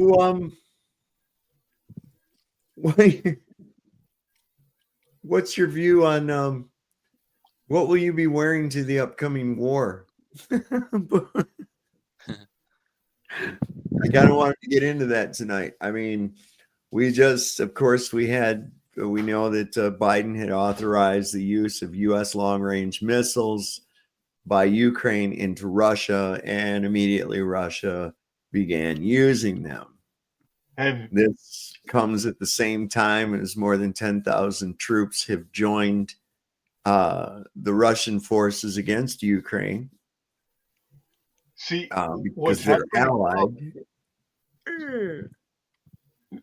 See, what's happening through the whole thing, through this whole series of events, is the food supply is being attacked all the time. Yeah. Like where they're fighting in Ukraine, that's like where they grow food. Yeah. And it's like, what's happening on the ground? They're blowing bridges. Fucking guys can't get to town to, get their grain to town or whatever. Well, there's other grain markets, though. Overall, though, right? I mean, we had the same thing happen here in the United States during the Civil War. This area where I'm at right now, known as the breadbasket of the South, it was burned beyond recognition. In fact, the orders by Sherman were that he wanted the valley burned so badly that a crow flying between the Allegheny and the Blue Ridge Mountains would have to pack its own lunch. And they went about doing exactly that. So yeah, hitting the food supply of your enemy has always been a tactic. You always want to do that. Attacking the logistics of your enemy is a primary. It's a primary. Livestock, right? They stole the livestock. They'd whatever. take the livestock. They'd confiscate it. Ain't no sense in wasting it. Using some kind of bird bites another one or something, and now they have to go kill off a whole farmer's the bird flu shit. Yeah, livestock. Yeah, that's what we were talking about. They did, the little drill back in October, their little summit they had in DC regarding that. Now we're starting to see newspaper articles hitting here and there about people coming down sick with it. It's the same timeline as when we started seeing after Event 201, we started seeing people falling down dead in China on the street and all that. And they're just using the same playbook, changing it up just a little bit, but not enough to not notice what it's the same pattern. I pride myself on pattern recognition. They always use that bird flu to kill against anyone, anything. Animals even. A lot of animals are getting removed like that too. It's weird. Sure. How can people believe the thing works on everything? But that still doesn't change the fact that the United States was just now complicit in an aggressive act of war against one of our greatest adversaries in the world. You realize that? The United States, used their long-range missiles right now through proxy to strike the Russian homeland. Okay, this is serious. This is serious, especially in light of Vladimir Putin having already declared that if that occurs, there will be retaliation. Well, luckily, I've been told I'm too old, so the problem is my kids. That's the only thing. That's my first and foremost concern. My first and foremost concern is my kids, your kids, everybody's fucking kids. Yeah, at least my children, they have dual citizenship, so at least worst case we can hopefully leave the country before we can. You have to pattern recognition, right? But it is what it is. During the Korean War, predicted about the North Korean troops entering into Ukraine. Mm-hmm. What about it? Would have been a couple years ago, that they were. No, they haven't been. They have not yet been actively fighting with the Russians, but they are now. There's some kind of altered type of human, so that they're less likely, or they're not going to give a fuck about you like a normal. Well, wait a minute. What do you mean by an altered type of human? What are you talking? You mean like people has been made into a product kind of thing? An NPC? There's some kind of a product, yeah. Okay, well, that's can be said of a United States Marine or an Army soldier or a sailor. They're trained to be a product. But this would be like some kind of manufactured or cloned, like underground. Okay, wait a second. Before we go stating facts about woo-woo shit, is there any proof of this? You just I was just saying that that channel predicted that a couple years ago. I know there's people have predicted a lot of things. What I'm getting at is burden of proof. Is there any proof that these Korean soldiers are indeed manufactured artificial organisms?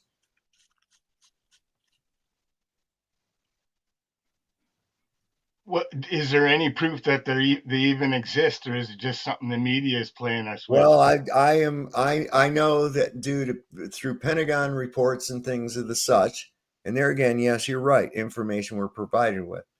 But about a month to a month and a half ago, I remember hearing the announcement by Korea that they were going to send 10,000 troops into Russia to train with the Soviets. There I am, still aging myself, with the Russian army, to eventually join the Russian forces in Ukraine.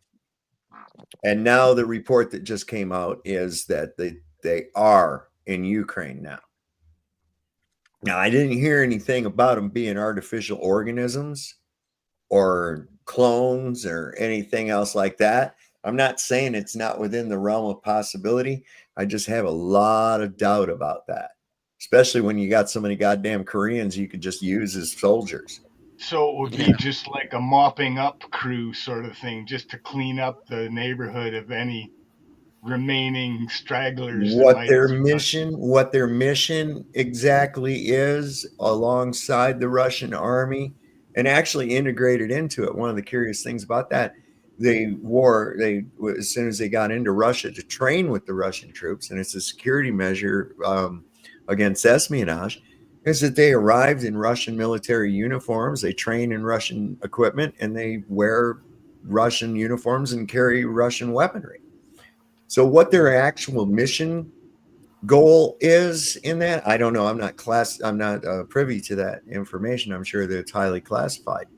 But the fact of the matter is, we have North Korea allied with Russia, who we just shot a fucking missile into, or a few of them.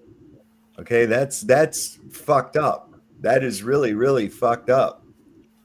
Now, Russia can retaliate not just against Ukraine, but against the United States and any other NATO partner. Any NATO partner in the area. Because we, by de facto, declared war on fucking Russia. People don't realize the whole way that we got into fighting in Europe in World War II was using a back door of getting Japan to bomb Pearl Harbor. And because Japan was allied with Japan, it could go no other fucking way. Mm. No, the wars were all set up. Surely planned, and so you can see what's going on here. You can absolutely see what's going on there. And now here within only a month or two, 2 months left in office, that's all he gets left is 2 months, right? And they're we're going to impeach him. Yeah, that'll take fucking years. It's like what good is that going to do? The people are already bombed. The fucking deed has already been done. You can't take it back. The tournament is on. In Germany, yes, guys, after the World War II, yes, Green Party, yes, Green parties are for nature and for good, stands for good. Greenpeace and stuff like that. Opened the first war after World War II because it was about a hospital. There was lots of babies, and just because of the showing in the news that the babies are not good or they get hurt and stuff, they shoot and bomb the whole shit out of them. Yes, and it's crazy. The United States and Britain. Let me tell you something. The act of bombing Dresden was a war crime. No other way to put it. It was a war crime. It was of absolutely no military significance whatsoever. None. That was just to terrorize the population of Germany. That's all that was for. And in like turn, the mustache man retaliated. What do you mean? What do you mean? Which war was this? World War II. The bombing of Dresden. Yeah, this was insane. I mean, all cities were It's become very clear to me. It's become very clear to me that World War II was to punish the German people for their success. No two ways around it. Yeah, maybe destroy some of the old world itself. That too. Their little devious plans are always multifaceted in purpose. Yep. Always multifaceted. We have to accept that we are lost. We lose the war. So, and what we have left was not much. The cities were all really destroyed by bombing, and yeah. Same thing with Japan as well. I mean, we did the same thing to them. It was uncalled for. They were ready to call defeat. I don't believe in atomic bombs. I don't either. I mean, it's carpet bombs, but in my opinion, it's carpet bombs. But what the A bomb? Yeah. Listen, it was uncalled for, and again, that was just like what you just mentioned, Sovereign. That's all I'm mentioning. It was uncalled for. Osaka in 1945, Hiroshima, and Nagasaki, and damn near every other Japanese city of importance looked exactly the same. I could show you a picture of Osaka and just tell you it was Hiroshima, and you'd believe it. Yeah. People forget that the Japanese cities were mostly paper and wood construction, bamboo and shit, man. A few stone structures, a few masonry structures, right? There was, so round the clock carpet bombing using incendiary devices is what took out all of those cities. There was no fucking atom bomb. Agreed. I mean, it's the same thing like in Germany. They said they don't want a nuclear power plant, so they all, have to shut it down and put the stuff away. And it's just a lot of money, yeah. Well, that's all everything is all. I'm so sick of everything fucking revolving around goddamn money. Everything. Yep. I mean, it's just like, it's all people fucking worry about is money, money, money, money, money all the fucking time. It's all they do. And it's like heroin. This is what rich people are like, man. They're like a fucking heroin addict. Yeah. You ask them how much is enough, and they'll give you the answer just a little bit more. Every goddamn time. Bit more than we had before. That's it. Just before they give you that answer, they just they take a little gunner. They're disgusting people that are immersed in the material. Just horrible. Yeah, really horrible. You know what was enough for me today, Xav? What's that? I brought some old copper that I had downstairs in the basement from my house here. I had copper running through the house and all that. I had it running downstairs and cut it all out, and I put it in the basement for the last 7 years. I finally pulled that out, and I found a place I could sell it to. So I got $248.20, and I said, "That's enough." There you go. I was like, "There you go. That's it." I think it was like 48 pounds of clean and whatever. They mix it and all that kind of stuff. But I was like real happy about it, and I went grocery shopping afterwards. I was like, "Let's go." Yeah. I've hung on to any copper pipes I get a hold of, mainly because of the fact that I want to hang on to some copper, especially in a tubular form, because there's some pretty interesting characteristics regarding the electromagnetic fields of copper and how it reacts with magnets and shit like that too. You know what? I didn't think about that. I wish I talked to you beforehand, because that's actually a really good because of what do they call it? The Atmos destroyer kind of deal. Have you seen those where they put like 6 or 7 of them around in a circle? those things, yeah, or the cloud busters or whatever. Cloud busters, that's it. Yeah, I couldn't think of it. Yeah, those. You know what? I didn't even think about that until just literally right now. Well, what about all the copper lighting in old buildings? A cool thing that I'll get this shit out one night and do it again on here, or maybe just make a short video. It's really cool. I have some neodymium magnets, right? I can take a copper pipe, and I can drop that neodymium magnet. It's a pipe about this long or so, and I drop it into the end of the pipe, and the thing will go real fucking slow. It'll just float down through the tube until it reaches the end, and then it'll drop at free fall speed.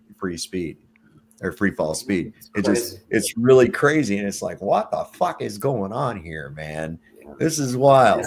I know that like your top chefs and they insist on using a copper bowl to make meringue, in, because only in a copper bowl can they get it to the right fluffiness and consistency that they want it to be. And I got to thinking about what they're doing. They have a copper tube, basically, that has a conclusion. So now it's a bowl, but we still have that same type of shape going on there, right? And let's think about what the dude is doing in there. He's creating a vortex of that material inside of there. And by doing that and the action of the material itself, something about the electromagnetic field of the copper bowl just causes the meringue to come out better. And you wouldn't think it would be something that simple, but it actually is. They can't get the same result. To be healthier. Huh?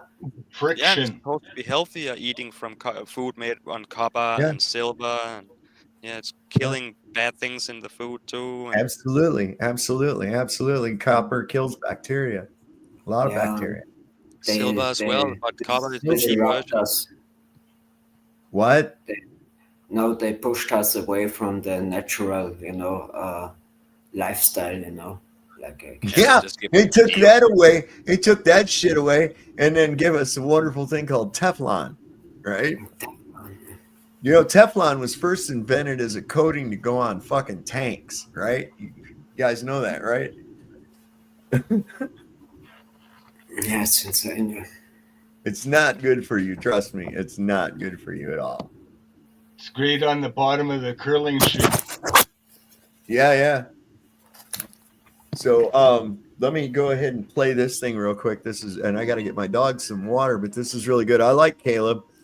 He's getting a lot of shit on X because of the fact that he is kind of outspoken about events that may or may not have occurred between 1936 and 1945 in Europe and what led up to those events. And those seem to be verboten topics. So he's been catching some shit from some people, and I think unnecessarily, because if anybody took the time to actually check what he's talking about, you'll find that he's mostly right. So this one here is, should sun size change on the flat earth? I believe I've seen this before, and I've showed this same kind of a demonstration on the show before, but I'm going to go ahead and play this and get this dog some water so she'll stop trying to dig at the bowl. Holy crap, she's crazy. Wait. Are you under the impression that sunsets don't work on a flat earth because the angular size of the sun should change drastically as it moves away from us? Well, this video's for you. We're not only going to go over how the sun's size does actually change with a solar filter, but we're going to use an analogy to show that they should change slowly and not rapidly, like a lot of the globe proponents suggest. I'll simply use my hand to demonstrate this. If I put my hand right up in front of this camera, you see how it's really big? And then you move it away and the angular size changes very quickly? That's a demonstration of things changing rapidly because they're close to you. If something like the sun is already at a great distance away from you, its angular size is going to change very slowly. Hence, if I was already a mile away from you, I put up the same hand and I started moving towards or away from you, it would change slowly. This is why the sun's size does not change drastically. It leaves our view of perspective before it can change size extremely. Are you waiting for me to show you the actual size of the sun changing, even with a solar filter? Check out this video and we'll talk about it after. There's a few of them you find, and one of them is from a channel that's actually trying to prove that the sun doesn't change sizes. And they share their footage. They don't do any comparison of the before and the after. They just share the footage. And when you watch it, it looks like there isn't a very big size change. But if you take screenshots and zoom way in and compare these, you can tell pretty instantly that there's a significant change in size. Isn't that hilarious? Some glober actually did all the work for us, showing that the angular size of the sun does change even with a solar filter. You can see here's another demonstration. Solar filter was used. Size changes over the course of a day. I'd like to quickly and swiftly destroy the ideology that the sun shouldn't set now, because I know the opposition's going to be crying about it in the chat now that I've destroyed that it does change angular size. The sun, or the moon, as they get further away from you, they lower in perspective. This graphic very easily demonstrates this. So the sun's elevation relative to us stays similar. But because we have a terrestrial view of a celestial object, it lowers in our perspective due to point perspective. Now, you may ask, what is point perspective, Caleb? We don't see in Euclidean geometry in completely straight lines. We see in hyperbolic geometry. Hence, the ground ramps up and the sky ramps down, creating a vanishing point. So again, as the sun gets further away from us over the course of a day, it lowers in perspective and disappears from the bottom up, similar to this coin on a table. As you move it away from an observer, everything disappears from bottom up. It's not exclusive to a globe Earth model. Now you may ask me, Caleb, why does the sun even go around our level plane? And I'd have to reply with, I have no idea. I cannot use the scientific method to demonstrate how the sun is being propulsed around our level plane. But if you map all of the wandering stars, or planets as they call them today, over an azimuthal projection, you'll get these geometric lines that seem to be following these ley lines on a magnetic field under a supercell. So maybe everything's magnetically propulsed by the perturbation that is coming from the North Pole. Just a guess. Just a reminder to the globers. All celestial elevation angles require a flat Earth assumption. The sun, over the course of a year, lowers and highes dependent on what season we're in, and gets closer and farther away from the center of the Earth, causing temperature differentials over the course of a year, being warmer and colder. Also, the sun does not look like this ever when we look at it. If you look at the sun with a solar filter, it actually looks like this. Just to warn everybody. I think that's pretty much all I have to say. Other than that, check out my link tree in my bio. It's got my Telegram, my X account, which you definitely need to follow. Good stuff going on over there. And all of my other social medias, like my YouTube. If you'd like to keep up with me and keep watching my content, I appreciate you. The Earth, it's a level topographical plane. Enjoy your day. Caleb with a K. I think he goes by KC Industries is what he goes by. I'll put a link to his. Wait. Are you under the impression that sunsets don't work on a... Shut up, Caleb. All right, and boys and girls, if you haven't watched Mind Shot 3 days ago, he came out with we just now found out a little bit ago that what his new channel was. Mind Shot? Yeah. What's that? He goes by Bruce McGuire now. Oh, actually, yeah, you're right. Yeah. Yeah. You're right. That was, I don't know. Did he change it?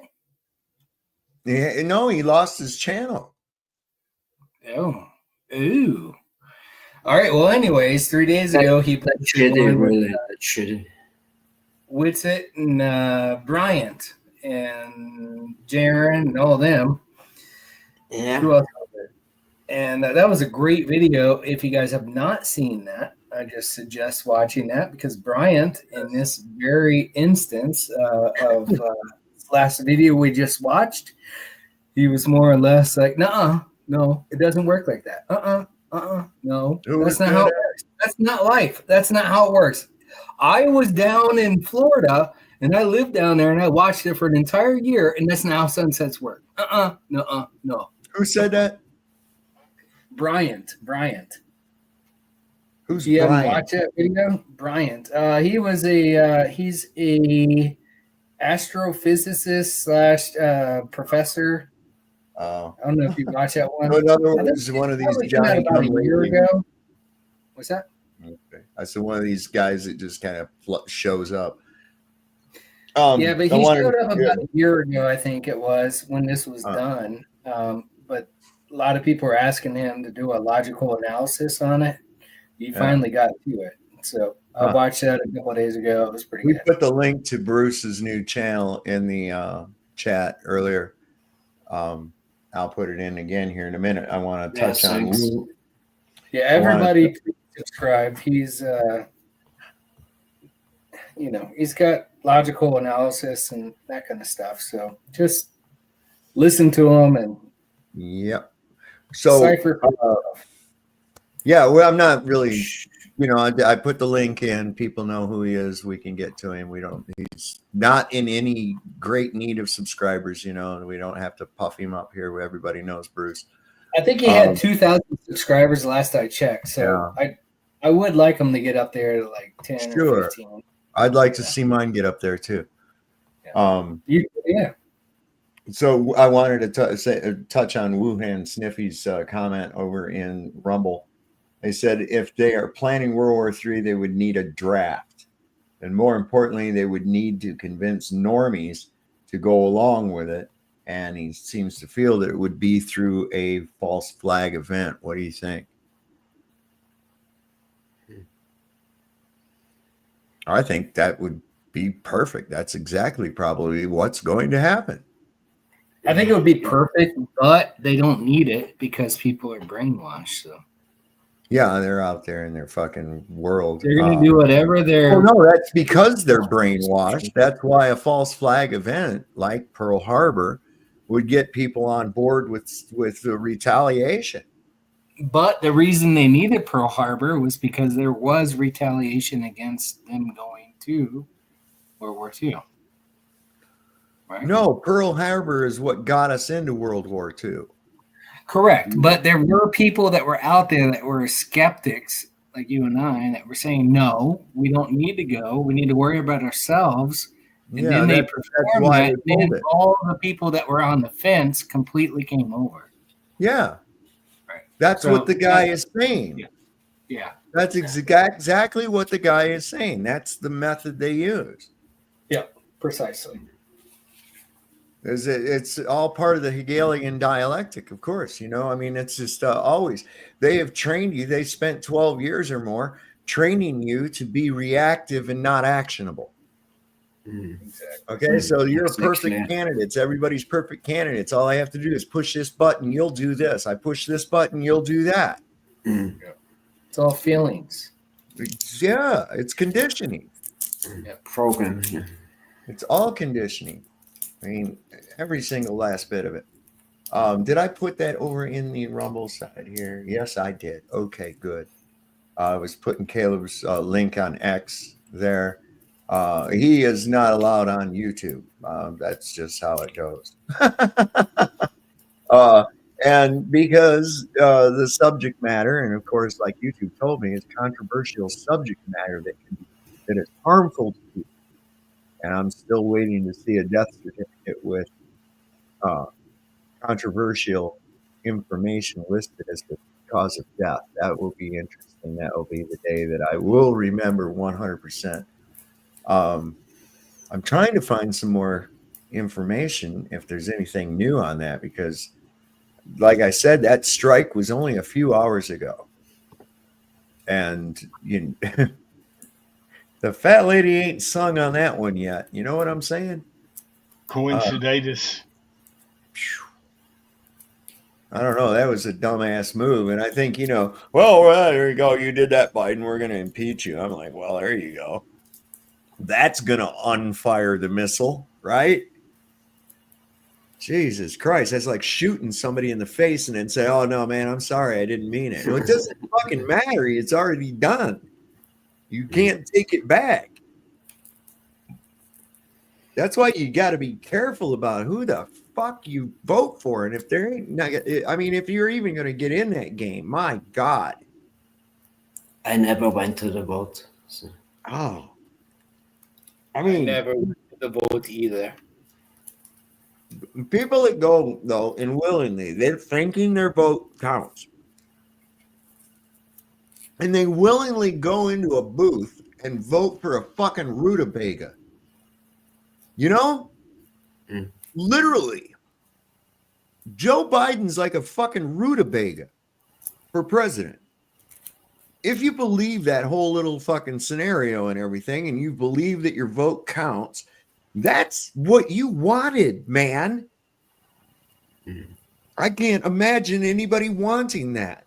I can't imagine anybody wanting any of these people except for the fact that Donald Trump has a fucking ace PR program. That's all I can say. And he's a good salesman. He says what the people want to hear. He can read the crowd. He reads the room. He tells you just what you want to hear. He tells it to you how you want to hear it too. A good actor. Yeah. I mean, up to this point, we've had pretty bad actors. But this guy, he's convincing as all hell. But, you know, a tree is judged by the fruit that it bears. It could be a beautiful fucking tree, but if it's putting out shitty fucking fruit, it's a shitty tree. It's a shitty tree. That's all there is to it, man. And when I see the fruits of this guy's endeavors, I don't like them. They leave a bitter taste in my mouth. And then, of course, the normies are going to go, well, what, would you rather have Kamala Harris? No, I don't want either one of those fucking tards. Neither one of them. It doesn't matter which color your slave master has. It's like, look, man, I don't want anybody telling me what the fuck to do. Right. Okay, so why are you even asking me? They ask you, who do you want for president? Wait a minute, you didn't ask me the first important question. Do you want a president? That should be your first question. Then ask me who. Then be like me walking up to you and saying, hey, man, are you going to give me $10 or $20? And you're like, well, wait a minute. I didn't say I was going to give you any fucking money to begin with. You know, they just assume that you're going to give you the money. They just assume that you need a president. They just assume that you know, and everybody allows it. They just go, yeah, that's just how it is. That's what we've always done. That's how it is and how it works. Uh-huh. Like these dumbasses go out there and celebrate these fucking holidays that have been given to them. I call them government fun days, right? Government approved fun days, where the slaves are allowed to come in from the field and have a little bit of fun, but only if they have fun correctly. Of course. And part of that is, you know, and you see this with each one of these fucking holidays that they got, you know, Thanksgiving. Ain't nobody know what the fuck is going on, what Thanksgiving is or nothing else like that. There's a million different stories about this historical fiction that they tout or whatever. Even Christmas is not good for Christians. But I mean, the whole thing is this basically what do they know about it? Oh, that's the day everybody gets together and eats turkey. Well, okay. And then Christmas, like you say, Christmas. What is that? Well, it's the birth of Christ. Well, I'm sorry. Jesus wasn't born in fucking December. It's colder than a well digger's ass in Bethlehem. Okay? Right. There aren't no shepherds in the fields or anything. So somebody fucking lied to you. And they go, oh, well, nevertheless, it's a time that we can come together and be family and stuff. Well, goddamn, why don't you just have that anyway? Why do you need a special day to show people that you care about them? Why don't you do that every day? That's the whole thing about that. And all they do is they know, well, we have to have a Christmas tree. You got motherfuckers out there hanging themselves and shit because they can't afford to buy somebody a gift. You got one day a year that your wife can have sex with it. You know, Valentine's Day or something. It's like, oh, it's your birthday. I can have sex with you now. Like, oh my God. Yeah. Seriously, it's crazy. So, you know, I mean, the thing is, we just get these little holiday fun days, and do they actually represent anything? Well, I'm sure initially they did, because the people that are celebrating it know what the fuck they're doing. No, they just know they got time off, or they got time off and got paid for it. That's all they know. And you're supposed to do some kind of a little stupid fucking tradition that you don't know anything about, like eat turkey or put up a fucking pine tree in your house or have a bunch of rabbits around or whatever the case may be. But they just do it because it's what's always been done. And that's some of the dumbest shit I've ever heard in my life. People do. Just doing it because of the sake that they've always done it. And it's like none of you ever stopped and said, why in the fuck am I actually putting eggs in the bushes and making kids look for them? What the fuck is that? They really know how to control masses, you know. They really. Oh my God, it's brilliant. It's fucking brilliant, man. They really know how. Diabolical, but nevertheless, it's still brilliant. yeah, I'm not seeing nothing on Also, that me, board. just this C injection is worldwide is really It's just their insane. whole thing, man. How fast it's gone. Oh my God, look at here. So I guess that one of those cackling hens on a television show here in America called The View.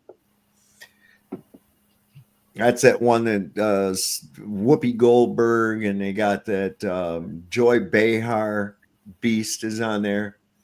And what the fuck is Whoopi still doing there? I thought she was leaving the country if Trump won or some shit. I don't know. Anyway, the one of the hosts on there, Sunny Hostin, she received a legal note stating that Matt Gaetz did nothing wrong and had to read it on The View, and she hates it. Let's see if we can tell by her body language how this goes.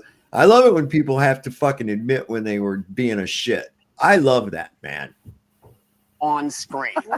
Sonny, you have a legal note. I do have a legal note. Thank you, Whoopi. Matt Gaetz has long denied all allegations, calling the claims, quote, invented, and saying in a statement to ABC News that this false smear following a 3-year criminal investigation should be viewed with great skepticism, that DOJ investigation was closed with no charges being brought. We'll be right back. On screen. Oops. Now, that's one thing to retract something, but to actually come on air and have to do it right there after you blew your fucking horn. I love seeing that. I love seeing that. I was hoping you would have blue hair. I mean, nothing fucking irks me like some haughty son of a bitch talking out their ass like what they're saying is some kind of fact. You know, oh god damn, I hate somebody like that with every fiber of my being. That's why I can't stand to watch that Tune or that fucking Craig hardly at all, man. I can't stand it. It's just like, they're that same, exactly what I'm talking about, acting all haughty and like you're just spitting out some fucking facts, knowing full well it's nothing more than bullshit that you pulled out of your ass. You know? You got to put out, Sovereign, clarification. Sovereign and I do not vote, and any vote that you have has no ramification upon us because we did not vote. No. Right? I don't. I think voting's an immoral act. Amen. Me too. Okay? I'm seeking to impose my will upon people that don't wish it. That in and of itself is evil. Yeah, and in Austria, what I really don't know before, when we have a vote and you didn't vote, your vote is going to the strongest party. This is also insane. Yeah. You don't go to vote, and the vote goes automatically to the strongest party. Mm-hmm. Well, it don't matter. They're going to put whoever the fuck they want to in anyways. Yeah. So, you know, this is going in. This is going in with your presupposition that your vote actually does anything. Yeah. Okay, if your vote mattered, you wouldn't be allowed to do it. That's just the pure and simple fact of it. Yeah, and sorry, I got to stand that line. All right, go ahead. I was. What was? Okay. Go ahead. What? Share your next point. That's it. No, you're good. Sorry. Drinking again, Butter? Nope. I'm just tired, man. All right. What is this I found? Something said live testimony happening. This was recorded 8 hours ago. The United States federal government under Joe Biden is the largest child trafficking organization in modern history. The probability that thousands of kids are being R-worded at this very moment is 100%. Some guy laying it out there. Doubt we're gonna watch that. YouTube will fucking do something. You know how they are. They suck. So I'm going to go over to my side where my shit's at that I've saved. Okay, I wanted to catch this out. I figured maybe we'd watch this together. And this is regarding the exploding pagers. Do you guys remember the exploding pagers? Does this ring a bell with anybody? Not to me. Okay, well, supposedly they had rigged up the Hamas people in Libya to they were using pagers, and somehow Israel had rigged up their pagers so that they sent a signal and blew up the pagers and injured and killed a few people. Shit. I was kind of like, when I heard that about hand history. Yeah, when I heard that at first, I was like, who the fuck's still using pagers, man? I mean, that was my first thought, right? I was like, I remember those were like from the 80s and early 90s, right? Pagers. Probably any phone can be a bomb. Of course. Well, yeah, that's what I'm saying. So there's this guy here. He says, what's he say about it? He's got something going on where he extends upon that whole thing. I haven't watched it yet. Let's see if the guy's got any merit to what he says or if he's full of shit. Why not? We're just smoking and joking here tonight, man, right? I probably shouldn't make this video. No. But I'm going to anyway, because I got some things to show you. So needless to say, I'm going to be vague and try to say all this stuff without really saying it. And I'm sure you'll understand why. But this is all for entertainment value anyway, because I know absolutely nothing. I'm just making this stuff up. All right, so we all remember the exploding pagers and cell phones from a couple months ago. Well, earlier today, a certain somebody actually piped up and claimed responsibility for that. Now let's connect some dots. See, there's somebody else from that same exact area that's high up in the food chain when it comes to technology and cybersecurity. And her name, Isabella Maxwell. Uh-oh. I'm sure you recognize her sister, Ghislaine Maxwell. And her dad, Robert Maxwell. See, Isabella plays a big role at the WEF. She's what they call a technology pioneer for the WEF. She also sat as president of a company called ComTouch. This was a cybersecurity company that even the co-founder of Microsoft, Paul Allen, invested in.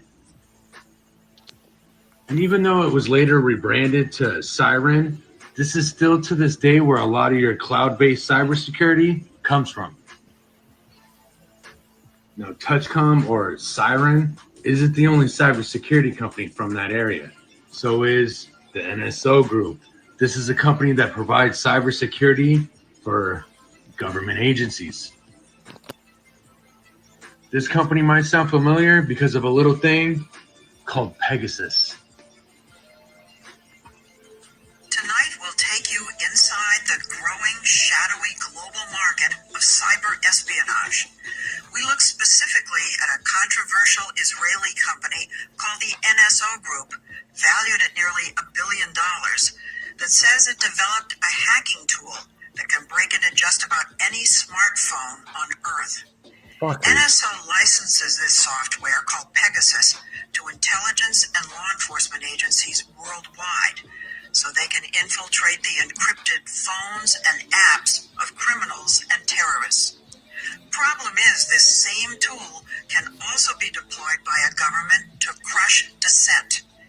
And so it is that Pegasus has been linked to human rights abuses, unethical surveillance, and even to the notoriously brutal murder of the Saudi Arabian critic Jamal Khashoggi. Now, if you remember, this is the same software that could be remotely installed in pretty much any cell phone on the planet. It was so bad that this company even got blacklisted. And even though this company is mysteriously making a comeback now, one place that never stopped being a partner with the NSO Group, the WEF. Funny how they all just come back to the same place. Oh, and don't let anybody fool you. This is something that everyone with a phone should be paying attention to. Now stay safe. Dude. So they can just like fucking blow you up with your phone. Mm-hmm. Of course, such kind of accuracy. Yet another great argument against cell phones. I'm liking this. I'm liking this. Yeah, disconnection is about the only way to protect yourself from cyber threats. Yet here we all are on the threat. Yeah, I don't feel threatened. I see, this is the thing. Call me weird or whatever, but I just don't. I don't harbor fear. I really don't. You know. What if your fucking computer blows up? Well, then I guess it fucking blows up, and I'll deal with whatever occurs after that. Man, ain't shit I can do about it, right? Yeah. I mean, what the fuck? Well, what if this happens? Well, what if it does happen? Mm-hmm. You know, it hasn't. But if it does, then we'll deal with that when it happens. You know, that's people spend so much time worrying about what could happen, what might happen, what, oh my God, oh, fear, fear, fear. And they just fucking make you crazy, man. They make you crazy. So I'm like, we don't need to have any fucking cell phones anymore. Let's not do that. Let's just go back to, well, I guess they'll find a way to, well, damn near everything. They probably know how to weaponize a motherfucking toaster, you know?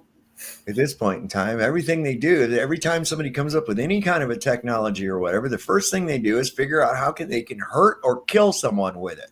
That's the very first thing they do with it. Look, we learned how to fly. Cool. How can we kill people with this? And they did, you know, right off the bat, man. They were barely getting off the ground before they were going up in the air and shooting the fuck at each other. I'm like, oh my God, Jesus Christ. This is insane, man. This is, you know, it's like I'm really ashamed most of my fellow man. I really am. And I almost hesitate to say that they're my fellow man because I really can't fucking understand it, man. I just cannot get down with what they're selling, you know? And like, where are you getting this shit from, man? Hey. Yo. They're getting it from whoever or whatever they're looking at through the Lucifer telescope. I don't think they got to go that far. I think that's what they all the time going to fucking Antarctica for, man.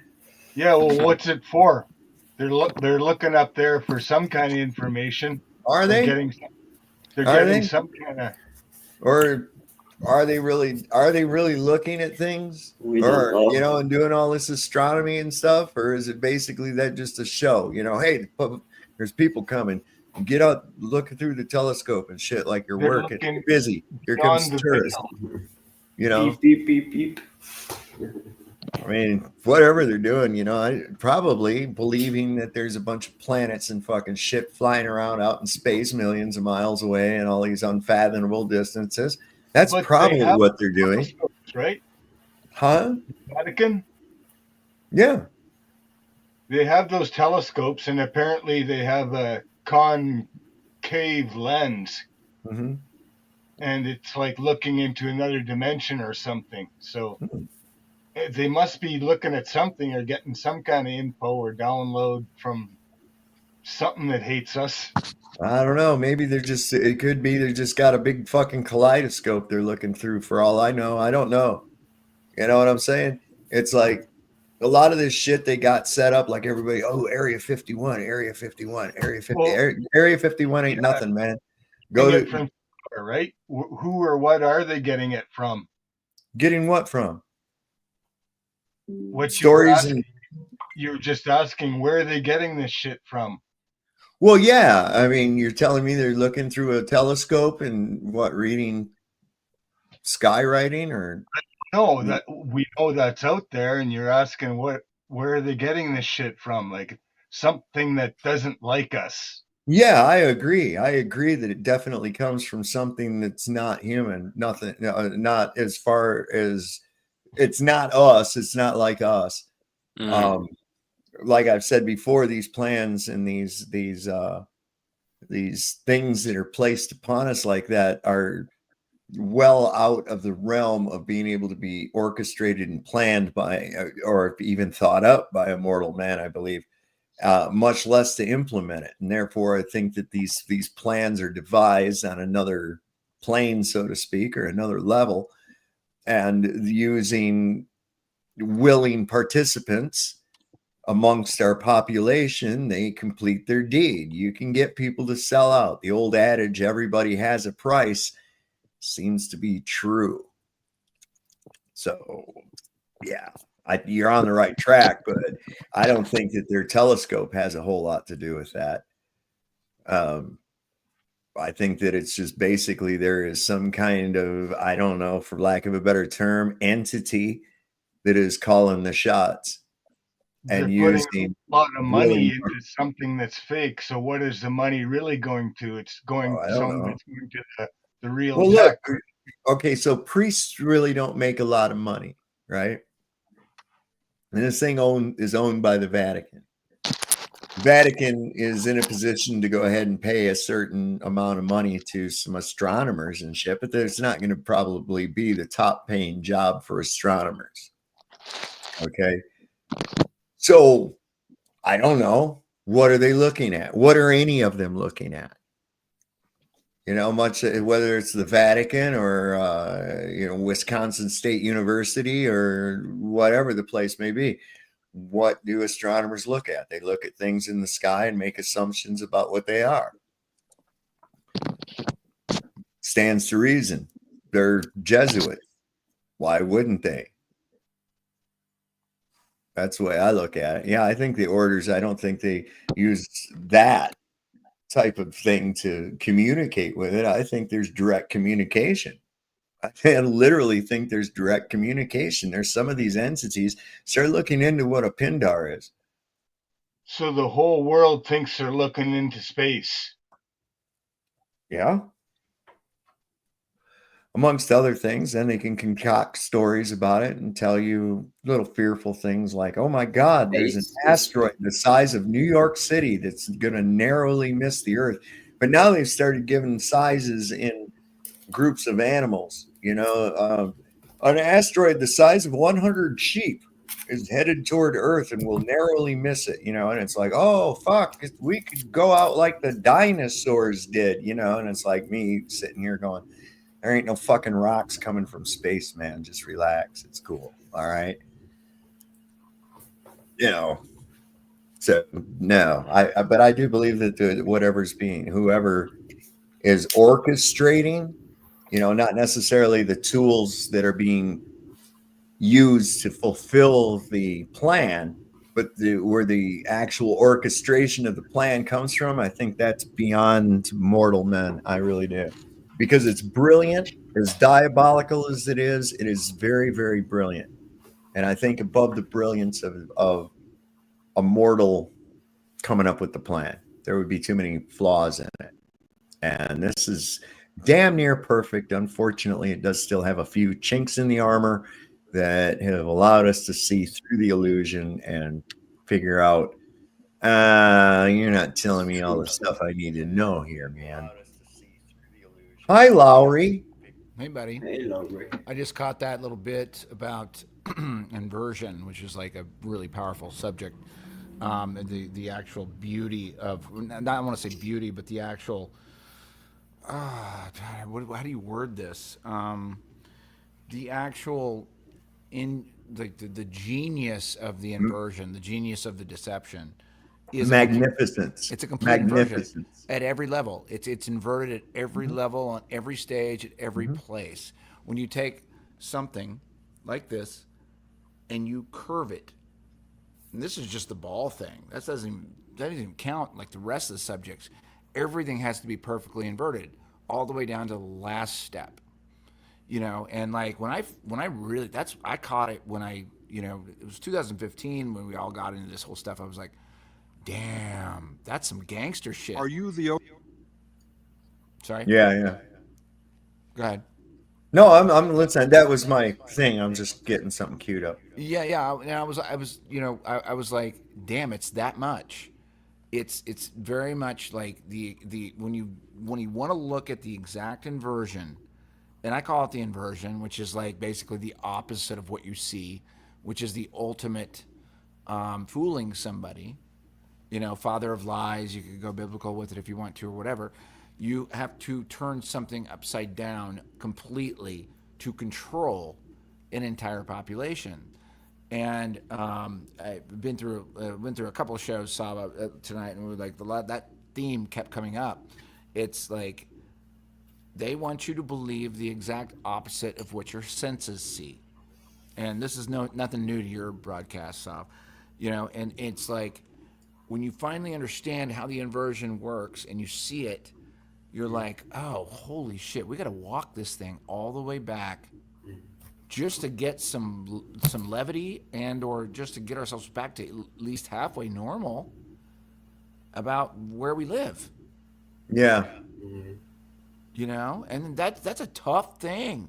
Like for a lot of us, grizzled, conspiracy theorists, whatever you want to call us.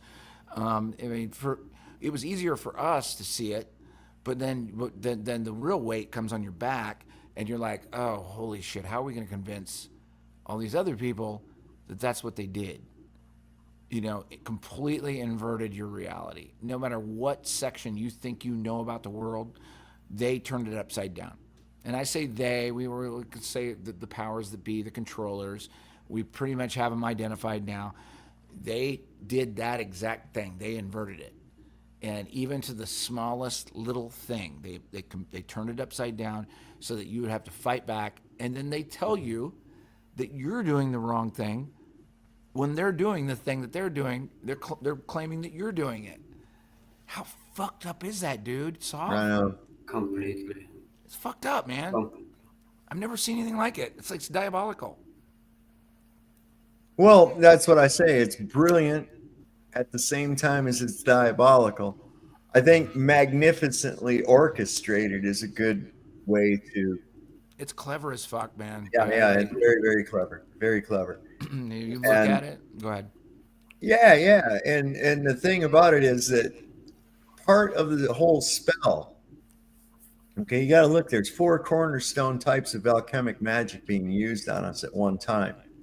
Okay.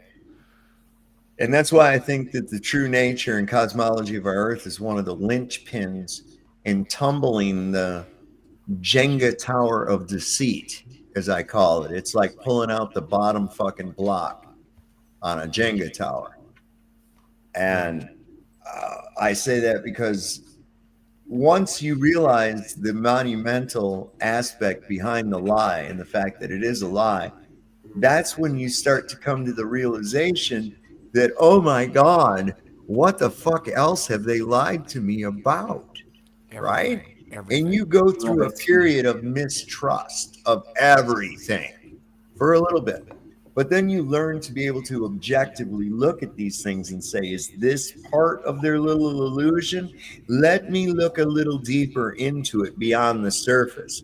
And once you scratch beyond the surface, well, the old adage of the devil is in the details always rings true. And the devil is in the details. Trust me. And he's clever. He's clever, and he's also one of the funniest persons you'll ever meet, even though you don't want to have anything to do with him.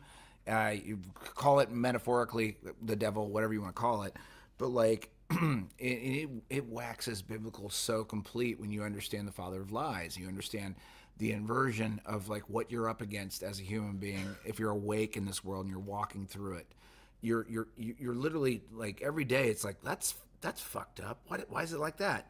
And you find out that everything is messed up, and you're like, right. Everything's inverted.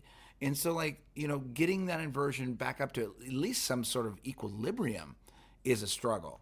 Not even counting getting it up above. You get a lot of people talk about the short season or whatever. I don't know enough about the Bible to like speak to that. Like I study the Bible like a historical piece of literature. There's a lot of compelling evidence to it.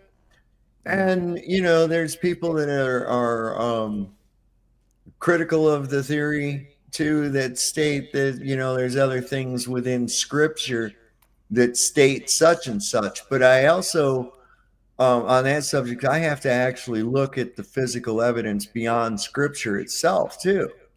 It's apparent that there was some period of time where there was reproducible by us architectural feats being done. Yeah, and so you And have to. what is so interesting is about all these structures, these like the Ponce de Leon Hotel in Florida, the Palace of Versailles in France. And it's not like these people didn't know how to have plumbing. I mean, let's face it, the Romans had plumbing, right? Yeah. So here you've got this magnificent palace at Versailles, and I'm getting an echo from somebody.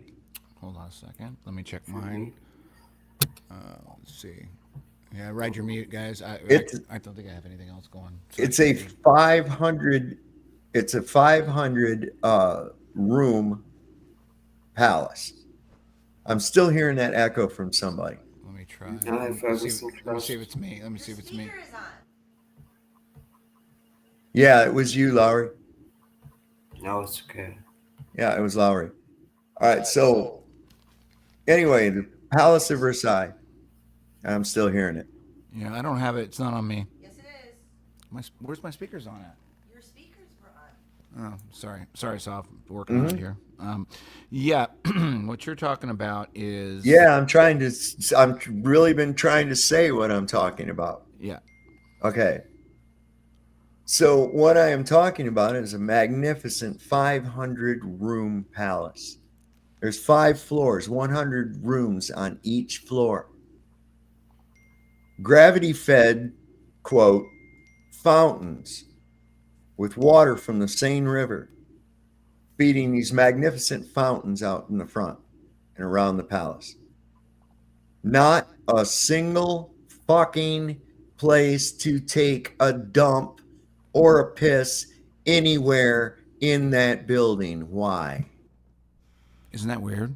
You're the king, you're the grand poobah, you're up in the middle of the 5th floor, and you get a shit pain. You mean to tell me that this guy's going to have to go down all them steps and go outside to some kind of an outhouse or some kind of shit? Or are you going to tell me that they'd have a little bowl they carry around to shit in or something? I'm not buying it. What I'm looking at is a place and time or a period where people were perhaps in that perfect body, where we didn't have to perform that disgusting act of defecation on a daily basis. Yeah. When it is a disgusting act. It really is. Albeit a natural act, it's nevertheless still disgusting. What do you make now, of that? You take that along with the idea that in the 1800s, in the mid 1800s, and you can look this up, all of a sudden, every place in Europe started having problems with sewage. They didn't know what to do with the poop, man. Could not figure out what to do with the poop. The river, the Thames River, was like a toilet. It stunk. Every place in Europe was smelling like sewage. They had to act fast and figure out how to do something about this sewage. Now, why all of a sudden did that become a problem when supposedly this place had existed with people for hundreds of years prior to these people? The population hadn't grown to a point where they're just flooded with shit now. So what was going on? Were these new people that maybe found dead some free masonry and occupied it? So what are your thoughts on this? Do you think there was a time in history where we didn't need to eat food? I think that the prospect of the millennial reign of Christ having already come and gone, and that we are in the short season of Satan, has a lot of very compelling evidence behind it. Yeah, I had seen a lot of especially the old world stuff, which was like the lack of bathrooms in buildings. And so you're like, so I guess the question is, do we really, it's like, do we have to have food? Do we need to eat stuff? Well, we do now. Yes, absolutely. I mean, we do now. It's kind of weird, right? It's like, yeah. You know, Now, I'm just saying that it looks like these places were built and occupied for a long time by people that never had a problem with having to worry about a bathroom. And then all of a sudden there's these people came about, and all of a sudden people are now having a problem with a bathroom and don't know what to do with the sewage, even though the Romans, who preceded them by 1,000 years or more, had a full knowledge of plumbing and sanitation.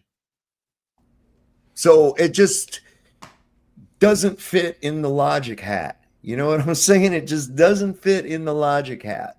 yeah, it doesn't come together. I have to look at that as a very odd thing that's going on. I also have to look at the time we look at when the Roman Empire fell. They say it took 100 years. I don't know. I've looked at the ruins of a lot of these things, and they look like, to me, like they were blowed the fuck up, not just fall into disrepair. You know, so I'm like, maybe it didn't take 100 years. Maybe it only took a short period of time, and that's what happened after the armies gathered at Armageddon. And then go ahead. The Roman army would be part of the false history. Well, it might be. I mean, not the Roman army. The Roman history would be part of the false history. Well, that's what I'm getting at. Yeah. Right. So I'm looking at this whole idea that, you know, all of a sudden we've got these problems that weren't existing before, and we're fed this story that after the Roman Empire fell, then we went like into these dark ages. Now there was the worst year in history occurred right just shortly around the time of the fall of the Roman Empire, toward the end. I think it was in 546 AD, if I'm not mistaken. And it was the worst day in history. And what had happened was the sun got blocked out. Apparently, there were several volcanoes that erupted across the earth simultaneously, the ash of which blocked out the sun for a few years, actually. And there's that darkness. Crops were not growing. People were starving. There was pestilence and disease and shit like that. Sounds a bit like a tribulation to me. And then we just went into these fucking dark ages where nothing really happened. And then boom, here comes the Renaissance.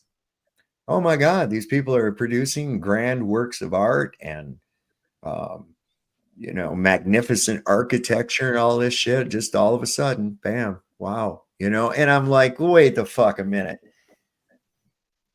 What?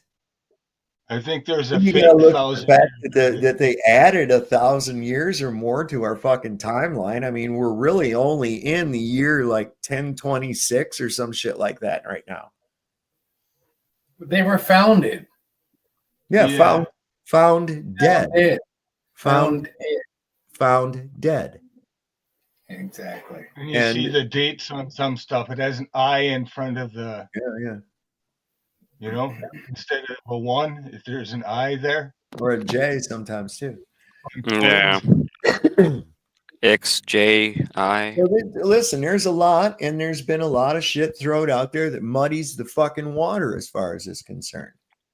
Like there's automatically this narrative that of mud flood, and treating it as though it was some kind of a worldwide singular event, when in reality it could have been over a small span of time or even a long period of time, a series of catastrophic events. We're seeing a series of catastrophic events happening right now. Flooding happening in areas where it hasn't. Is it all happening at once? No. But we're seeing flooding and weather events and shit happening in areas that have never experienced those types of things before. So I'm looking at more maybe a series of cataclysmic events leading up to a lot of people fucking dying and them having to go through some kind of a repopulation effort. Combined that with war. Oh, shit, you got it. Systems have been hacked more now than ever. What systems have? The natural earth systems. That's what they hack. Well, yeah, they attempt, but here's the weird thing about Mother Nature. Every time man fucks with it, it turns around and bites him right in the ass. And that includes whoever was fucking with it. That's what always happens. Anytime man tries to be nature, it turns around and bites him in the ass. It's because nature's a bitch. Nature's a bitch. I know. Absolutely. And the narrative that it's our fault for causing global warming. So There's no such thing as global warming. I know, but the narrative is that it's our fault, right? Well, sure, because you're trained to believe you're on Earth, that you're not part of Earth, that you are not one of the integral pieces, components of Earth. You're not on it, you are it. That's what people have to realize. No more than your kidney is independent of your body. Yes, it's an independent organ, but without your body, the organ dies. And without your organ, the body dies. It's the same thing. We're just an organ of the body. Yeah. And the globe is just a cage. It's a fear program. It's a cage for your brain, man. man. Out of that cage, then you can't see the rest of it. Right. It's a cage for your brain. Absolutely. So's the TV. Okay. The TV is too. That's like having blinders on the side of your head right there, and you let somebody else control where you get to look and tell you a story about what you're seeing. That's all that's really going on right there. Of course. Yeah. Could a mud flood also be something to the effect of lava or something to that effect? What? Coming up, lava itself, like coming up and burning the entire land. That would have melted too much of old buildings and stuff. Yeah, I would well, think, you know. not only that, Well, you would see again, what we have left is stone. How much stone actually melts? But we still have so many buildings that goes layers underground, and they are intact down there. When magma hardens,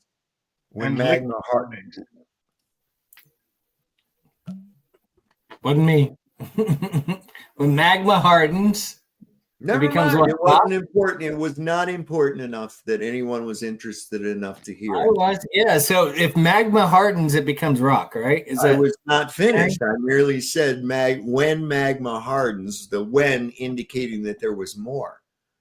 But that seemed to be sufficient for everyone. So let's move on. No. I want it, but I hear you. I want it though.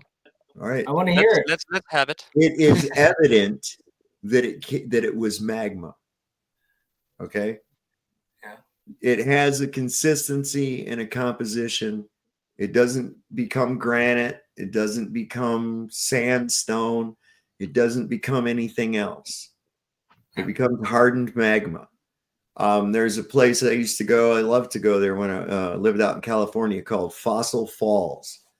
And it's a place where a river and the lava flow from a nearby volcano. And I've been up in the cone of the volcano. It's like you're in Mars. It's all red, full of rhyolite. And it's really wild how the magma, the lava cooled because of the water. And there's like all these smooth bubbles that have popped. That you can like big enough you can go inside of them, and they're all, you can see there's even Indians have carved shit inside the walls inside of some of these and shit.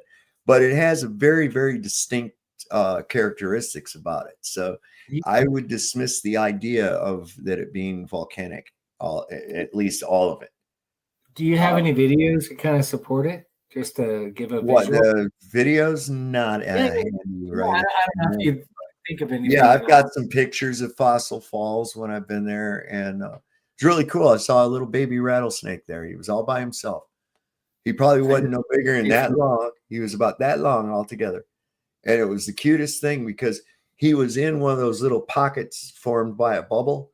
He was in one of them little pockets, and he was coiled up. And when I walked near him, bless his little heart, he reared up and shit and tried to rattle. He didn't have no rattle, of course. His little tail, you could see it going, and he thought he was a big bad boy right there. I just laughed at him and moved along. But yeah, it's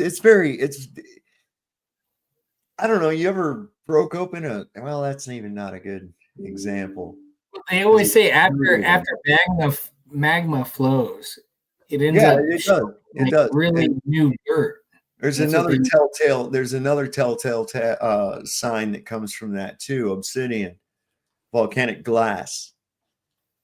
I got jars of volcanic glass. I found all kinds of obsidian arrowheads and shit when I was out there.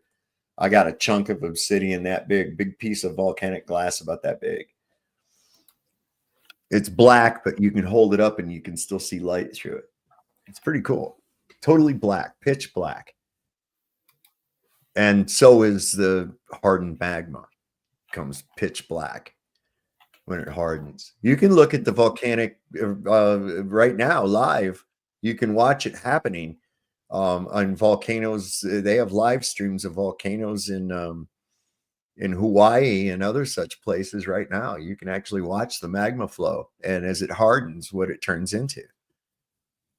So that's where I was going with that. But they sell you a story.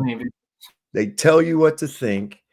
And they've been doing it for a long time. Who remembers what happened to the Edward Murrow building in Oklahoma City back in, what was that, 92?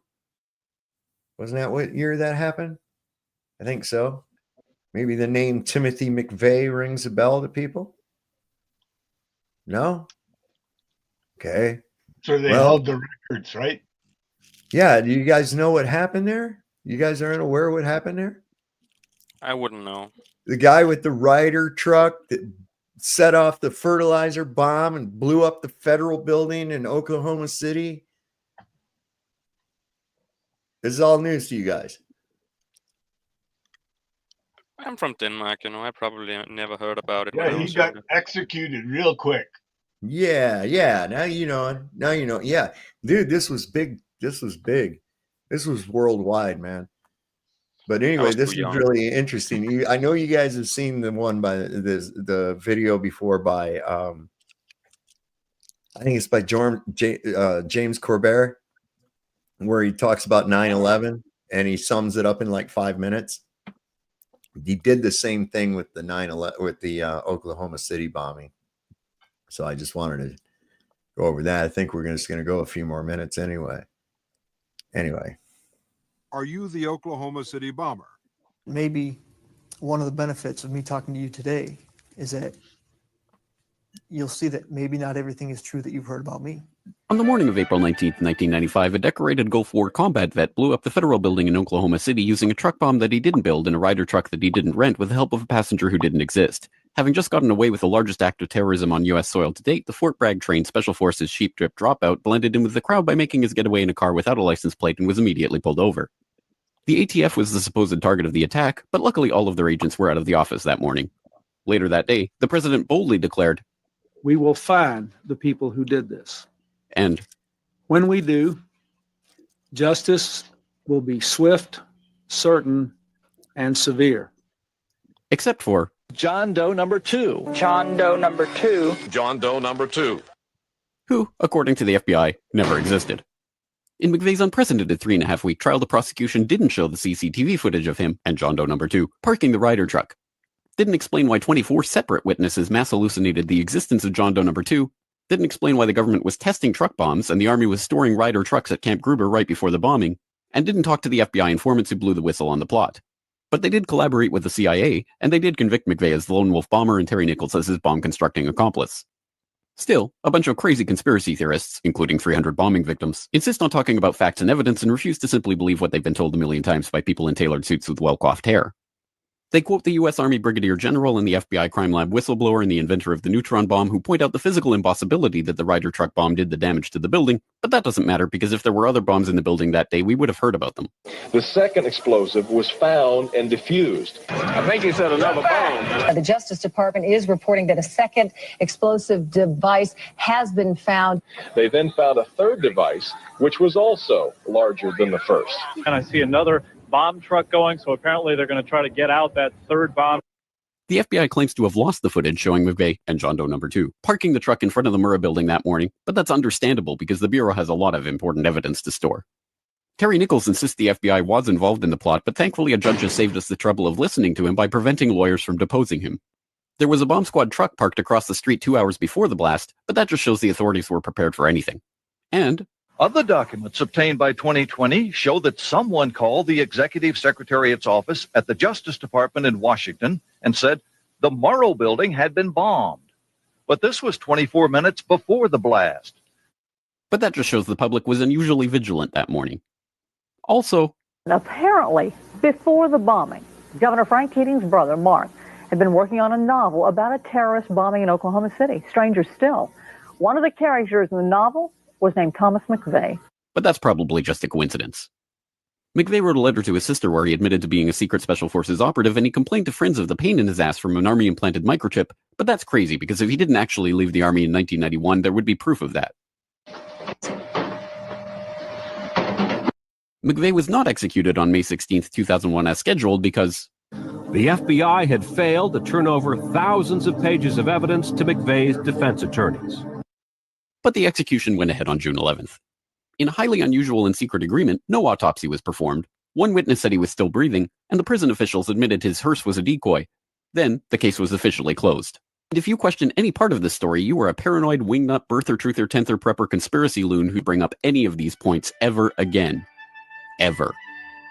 This message has been brought to you by the friends of the FBI, ATF, DOJ, CIA, SPLC, MSM, and the U.S. Army. And remember, ignorance is strength. Right on. See, a lot of the information just in that little short video clip, the American people don't know. Most of the American people don't know that there were 3 explosive devices found. Right? They have no fucking clue. There you go. There's your lava magma. Yeah, I've never really seen this before, but just to put the mud flood out there, because I mean, who knows? Like, this is a volcano, right? It's a mud volcano. Just to kind of give that essence.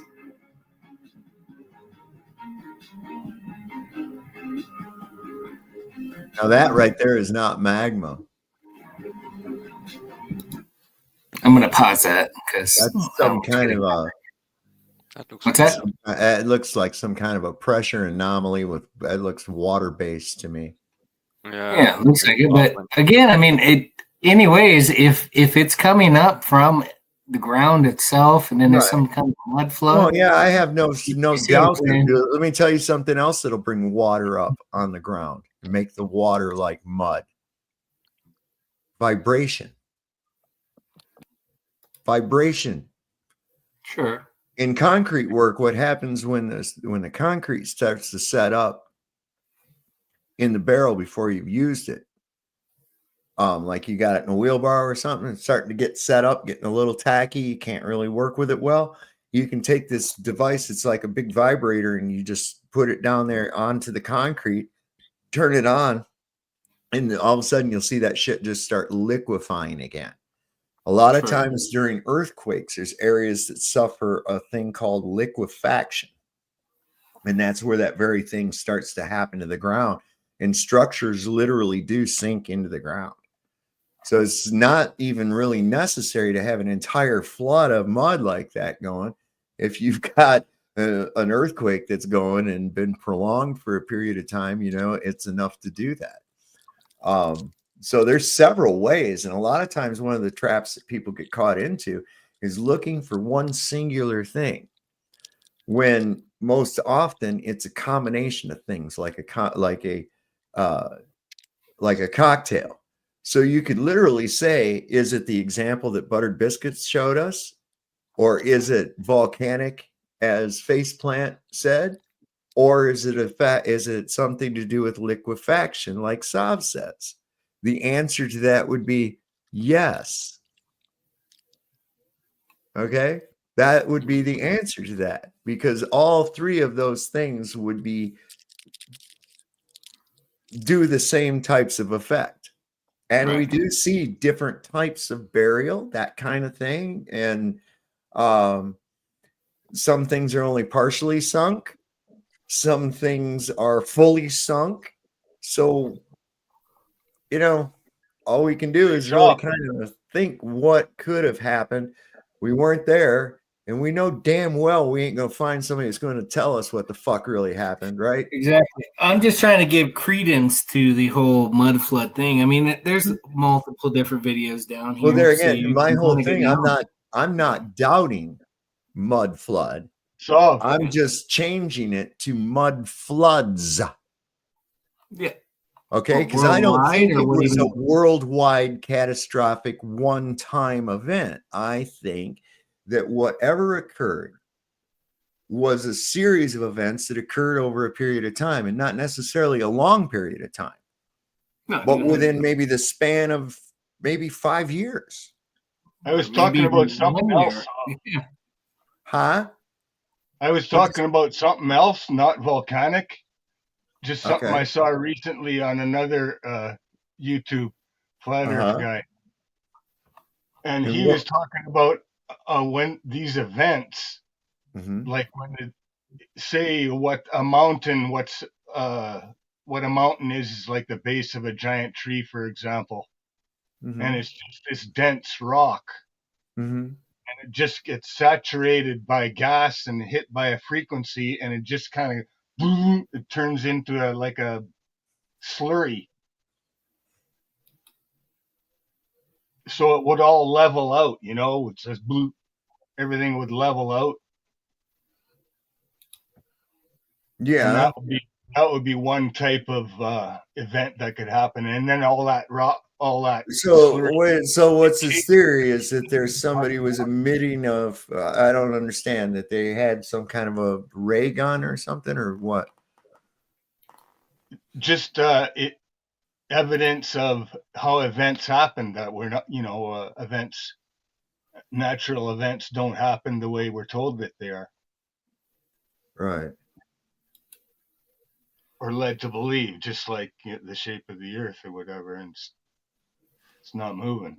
Well, I do think that there's a possibility that they found a way to manipulate certain mechanisms of the earth in order to do these quote unquote resets. I think they actually take place over a period of time and not all at once. Do you have anomalies like what Biscuits is showing up here? It seems to be like some kind of a geyser.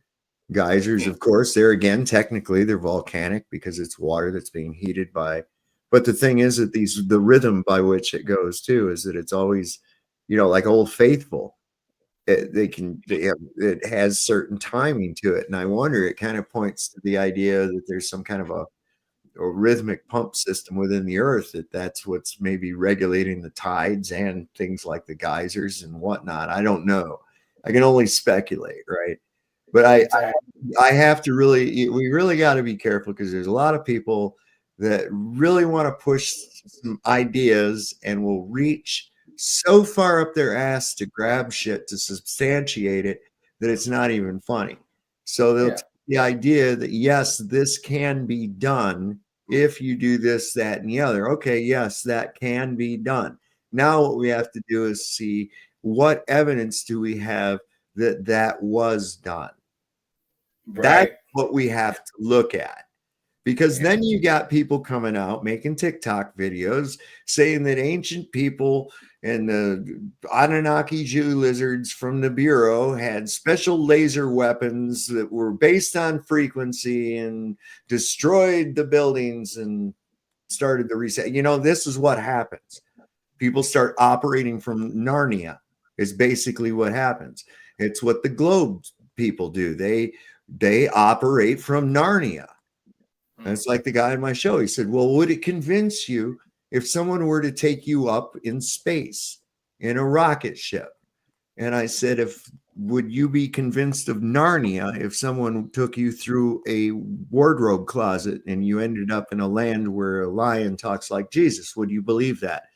And he goes, well, you can't go through a wardrobe, you know, into another land. And I said, exactly. So why are you asking me if they did something impossible with me, would I believe it? Secondly, I'm not getting on one of those fucking things. There is no way in hell you are going to get me on a rocket alive anyway. No, those fucking things blow up. Did you see the one that they tried to land out on the barge again today? No. The fucking thing crashed in the water and blew up, and then they said, "Oh, it's good enough. We can recover it." Are you You kidding? can show it. I'd be welcome to see it though. Yeah, let me see. I can find that real quick. I know I had it. I was only showing that not to prove anything, but just to give validity to it. You know what I mean? It could be, and that's fine. Like it could be. I don't know. I wasn't there, so validity. Oh yeah, I found it on YouTube. Who did I send that to? Hold on one sec. One sec. I know where to get the link to it. Oh, yeah, Facebook. And then I sent it to this. I'm pretty sure. God damn it. Come on, catch up, stupid computer. Where? God damn it. Here it is. And let me open that up. Cool. Let me pause it. I will move it over here so I can watch it along with you. I can close this. And all right, cool. I got it. So this is supposedly the whole thing right here. And the closest actual eyewitnesses now were 4 miles away. Keep that in mind. That was as close as you could get to this. And this is what we were presented with. Sorry, that's as big as I can get it because for some reason, YouTube thought it would be a good idea to incorporate some format that is retarded like TikTok. Top right corner up in the box up there. Click the box. Yeah. That'll do it. There you go. That helped. I can't stand fucking portrait videos. Get it, that's all right. Get it. You know, I'm getting there, man. Settle down.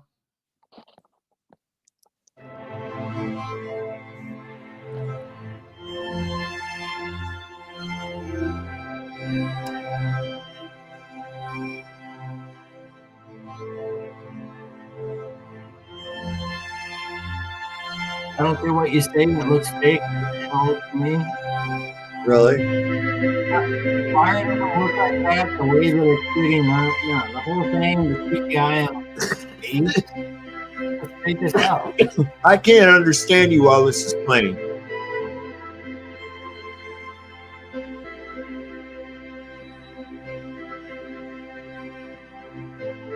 Look at that fireball.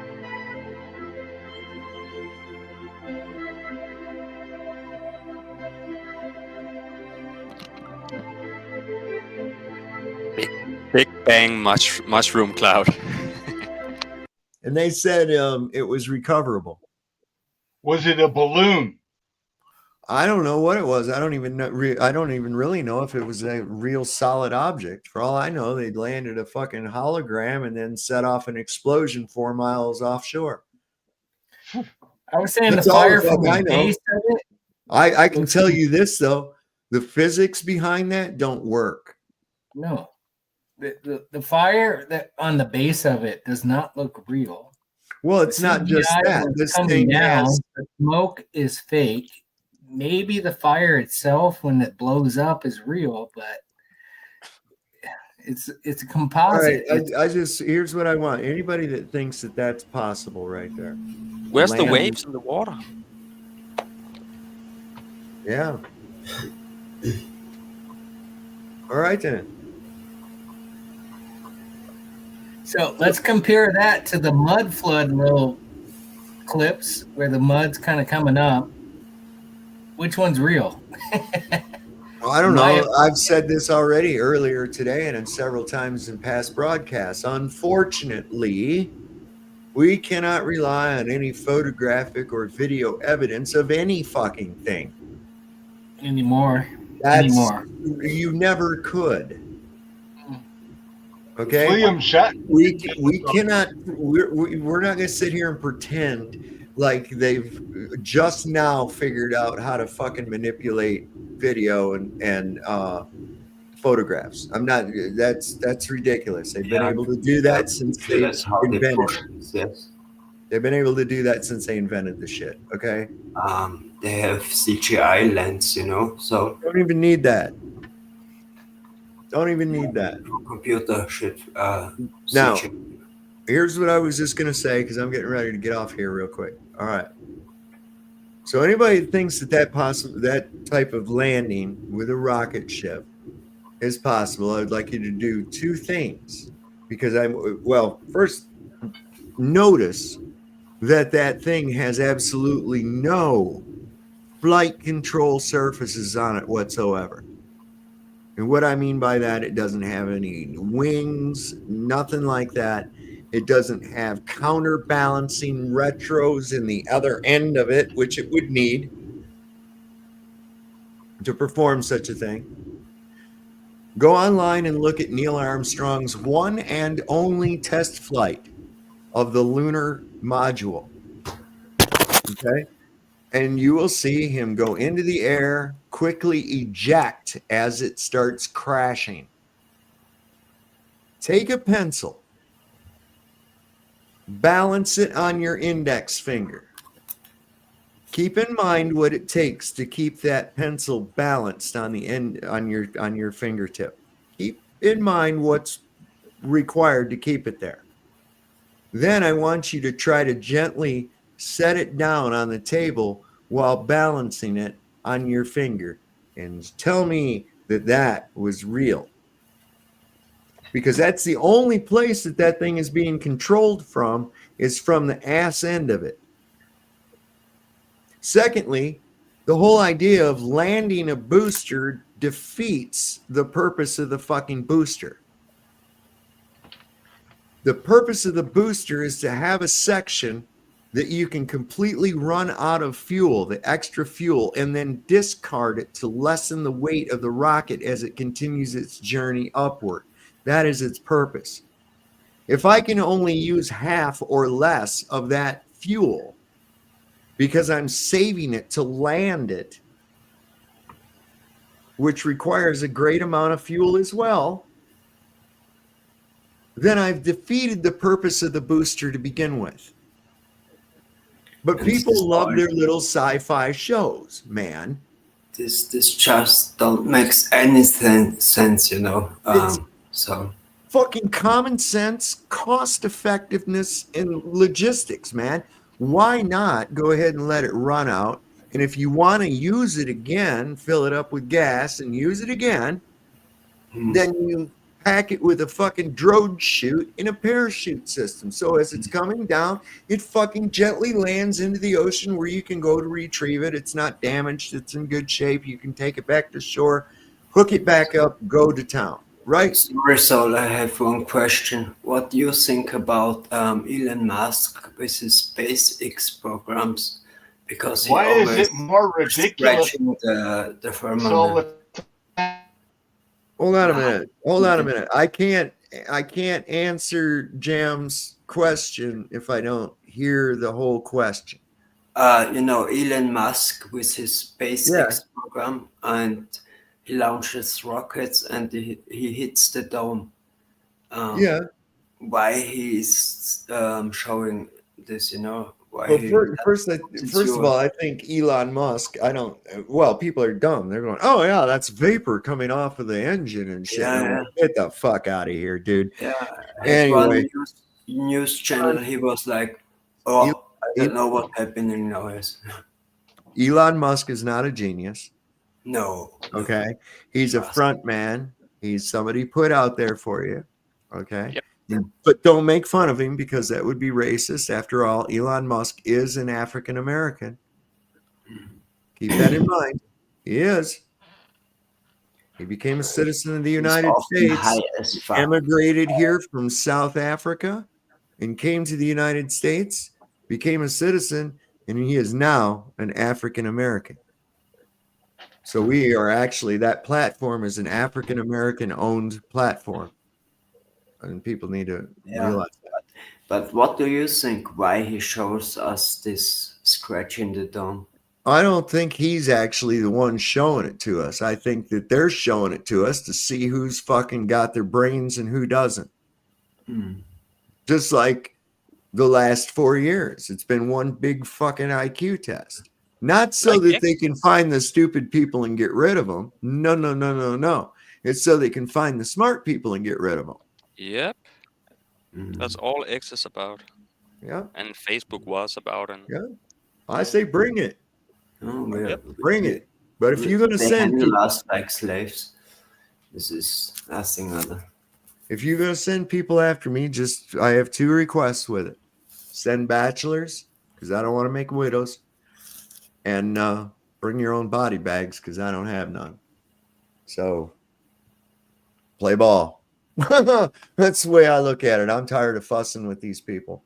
And, I'm about fucking tired of the goddamn YouTube bullshit as well, too. That's why I'm, encouraging people get over onto the Rumble here, because I've about got to my last fucking nerve with this platform. I really have. You remember the Holocaust video we made? Yeah. YouTube really cut a lot of it out, yes. Oh, of course. It cut all of it out. I watched that Rumble again. That there was everything.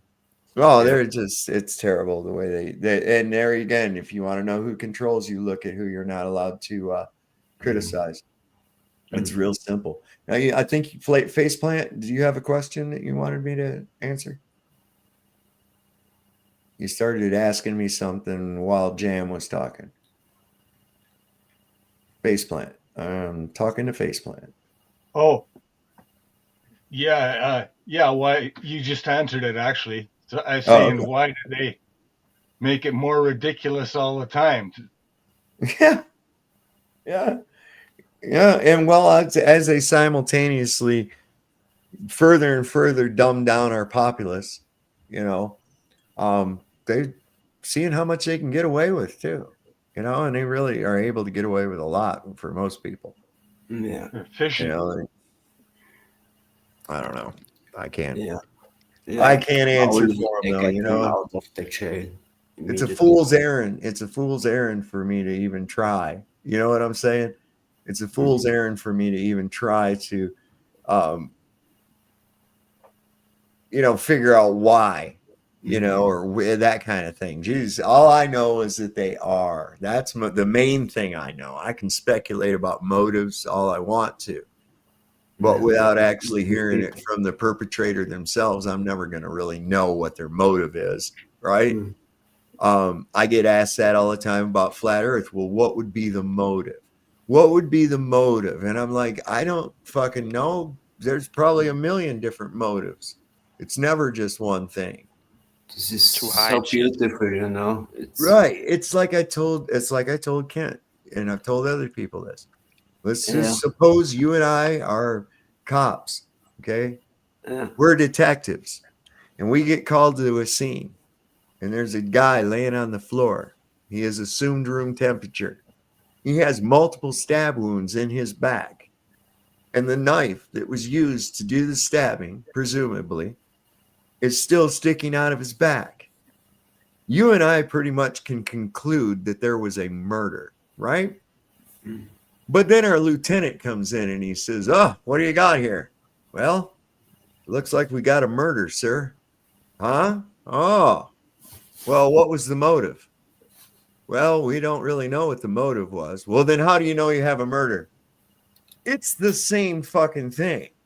Did you look at the sky? Come on, Sovereign. I know, right? It could have been suicide. But what about the 500 stab? The Earth's a globe because look at the sky. It's like the fucking most retarded shit I ever heard in my life. And it's all because, and I ask these people, and every time I get, twice I've got crickets. And the third time it was like, wow, that is a really good question. I'll have to really, do some thing. And that was with Kent yesterday. If you haven't seen that discussion I had with Kent from Facebook on my channel yesterday, go back and watch it. It's a breath of fresh air. If you're used to watching Toon lose his shit and be a dick, and you're tired of seeing the toxicity that's exhibited by these assholes every time, you'll want to watch this because we didn't have any of that. We had the most pleasant and intelligent conversation without any ad homs. Nobody saying you're an idiot or anything. And the beauty of it, too, was that Kent was actually, you could tell, considering my points, not hurriedly looking through his mind at how he was going to refute what I said, but actually taking into mind what I'm giving him. And you can see that the contemplation laid seeds of doubt on the globe too. And that's good. That's good. Always question your fucking beliefs. If you can't question your beliefs, get out of here. Right? What about the Selenian eclipse, man? The Selenilian? Seleninian, sorry. Selenilian. Yeah, No, exactly. the Yeah. lost. What about that, man? Come on, man. Did you not look at that? I brought that up. It's so real. I brought that up. I always use that. I always bring that up when they're, because they're again like making assumptions. That can only be the shadow of the earth passing across the moon. What the fuck are you talking about? It can only be. How does the earth cast a shadow on any goddamn thing? It's everything, and at 255 million years ago, a Big Bang happens. I mean, bullshit. This is so. Well, of course, it's a made-up story, and people's perception based on the perception people have of the people that came up with it. Oh, but he's a physicist and all this other fucking shit. Well, that's not a reason to believe something. That isn't a reason to believe something because of who told it to you, especially if it's not somebody you know.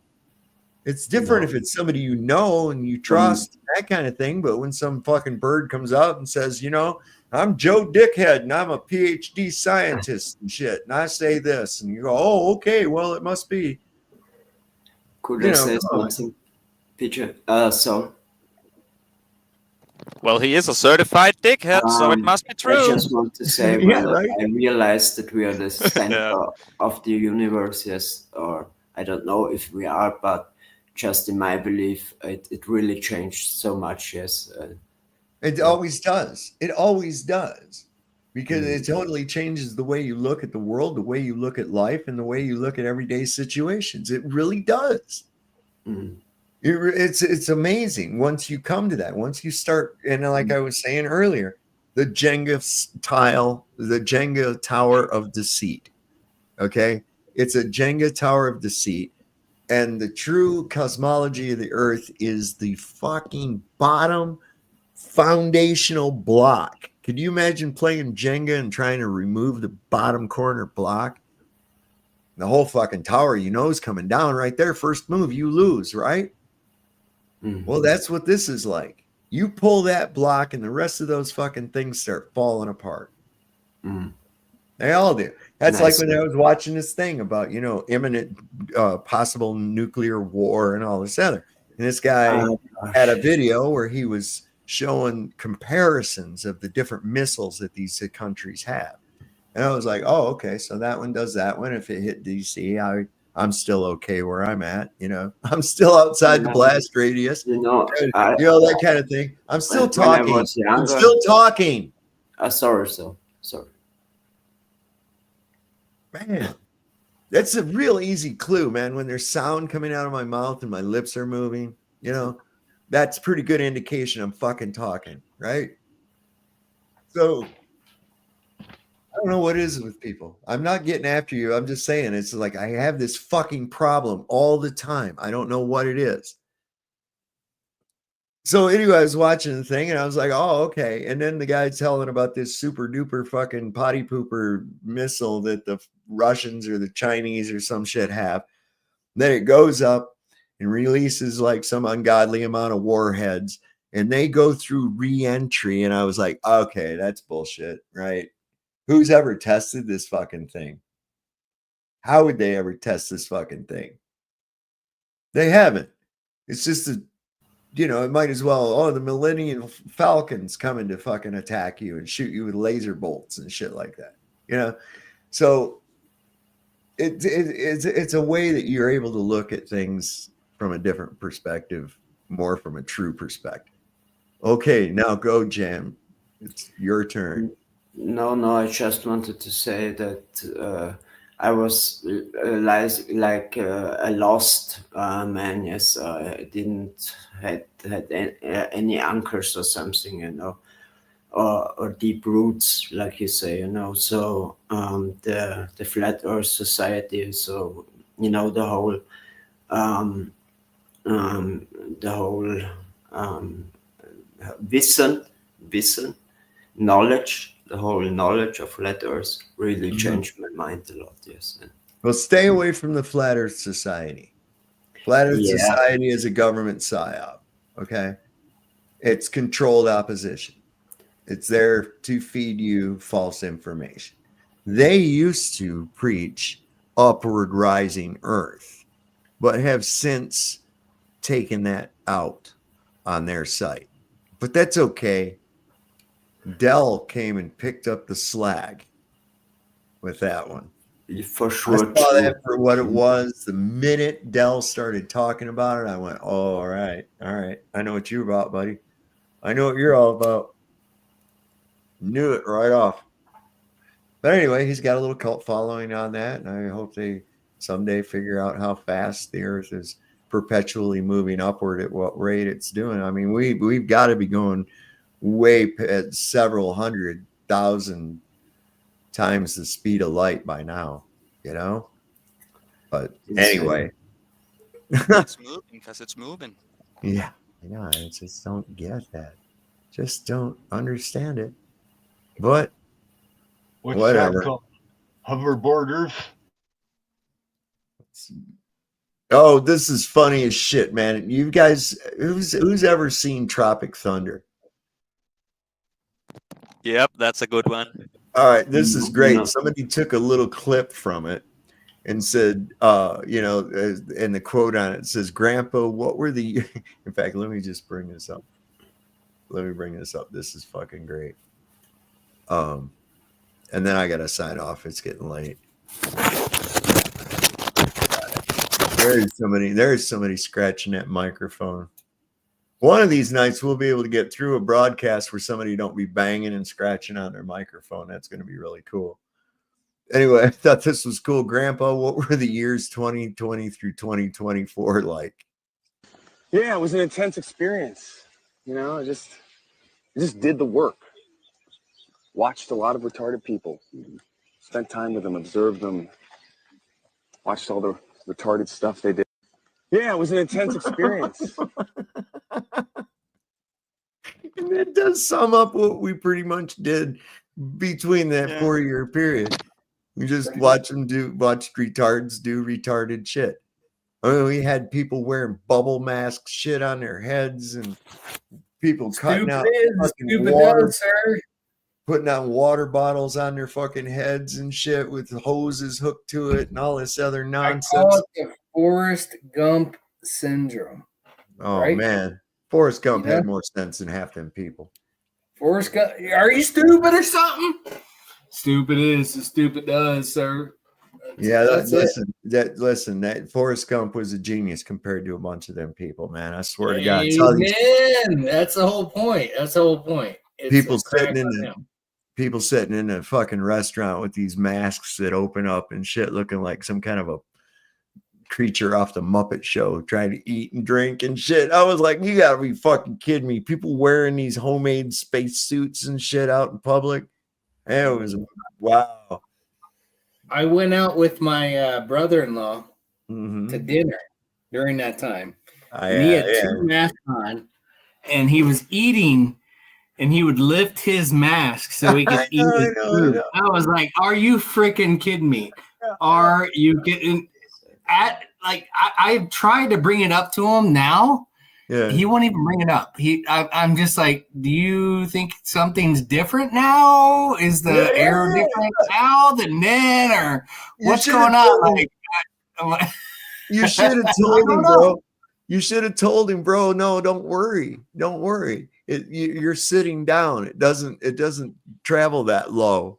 You remember? Because then you said you had to wear the dumb shit to go to your table. But then once you sat down at your table, you could take it off. All right. So here's the deal. I'm going to see him in a week, right, for Thanksgiving. So I don't know. He's probably had 5 of those things. And anyway, so give me a good tagline that I can say to him just to kind of point it out. Anybody have anything? No, nothing that wouldn't hit us with terms of service violations. Trust your immune system. I'm just Trust going to your put it immune at that, man. I'm sorry. I mean, and I'm not going to sit here and use fucking hobo speak. I'm just not fucking playing their game. Man. No, You know what I'm saying? Yeah, I want to know. Like, I want something that I can just hit them hard, like Well, left I'll hand. tell you what. If you guys out face. there in the chat got some advice for something he can use, put it down there in the put it in the chat now, or put it in the comment section afterwards. And Biscuits, I'd say come back and check the comment section, both here and on Rumble I'm as taking a well. look right now. I'm seeing what's out there. Appreciate it. Thanks, So, guys. we'll Put get something out there. Give me. All right, I got a few. All right, cool. I'm not gonna say them, but cool. Yeah. If God gave you your immune system, why don't you trust it? Yeah. Of course. Yeah. Right. Well, that's the thing. I've always been told, when you rig something that's been broken, when you just rig it up, then you doctored it. I don't want to be doctored. Okay. That's not what I'm after. So something broke, I want it repaired. I don't want to be doctored. Something ain't right, I want it repaired. You usually find that with these people. They were called physicians. But anymore, all we have are doctors. So it's really kind of hard to find a physician. They have a different way of approach. So I get some shit out of luck if anything happens. So that's all right. I'm ready to go when the good Lord calls me. I ain't worried about it either way. That's why I go through this world without any fear. I don't fear death. I don't fear nothing. Great, man. So I think that's pretty much all we got here for tonight. I want to thank everybody for coming up, and thanks for the knowledge. Yeah, right, man. Hey, we're all a collection of knowledge. And like I say, sometimes, and I want everybody to realize this, sometimes I may come off as a little bit terse when it comes to some things, but it's like I'm trying to get you. And it's like I was telling RG last night, and he kind of thought I was riding his case. I wasn't riding his case. What I'm trying to get people to understand is don't back yourself into corners where you're making unsubstantiated claims. Do not always look for a singular cause to an effect. Consider all the possibilities.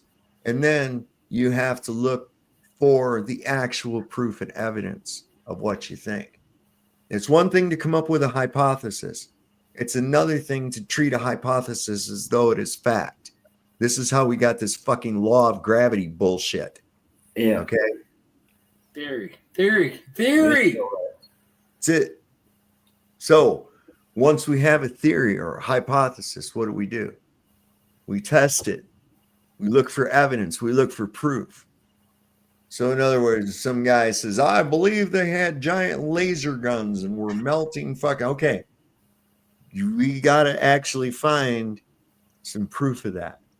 Now we have some circumstantial evidence that can be reproduced using the technology that you just illustrated. However, we still need to find the evidence involved with that hypothesis being true, right? Right. And we can't just go by an observed effect by something. We have to go deeper into it, because as we've found often, if we just take an observed effect and assume the consequences of it or its cause, then we're Cavendish.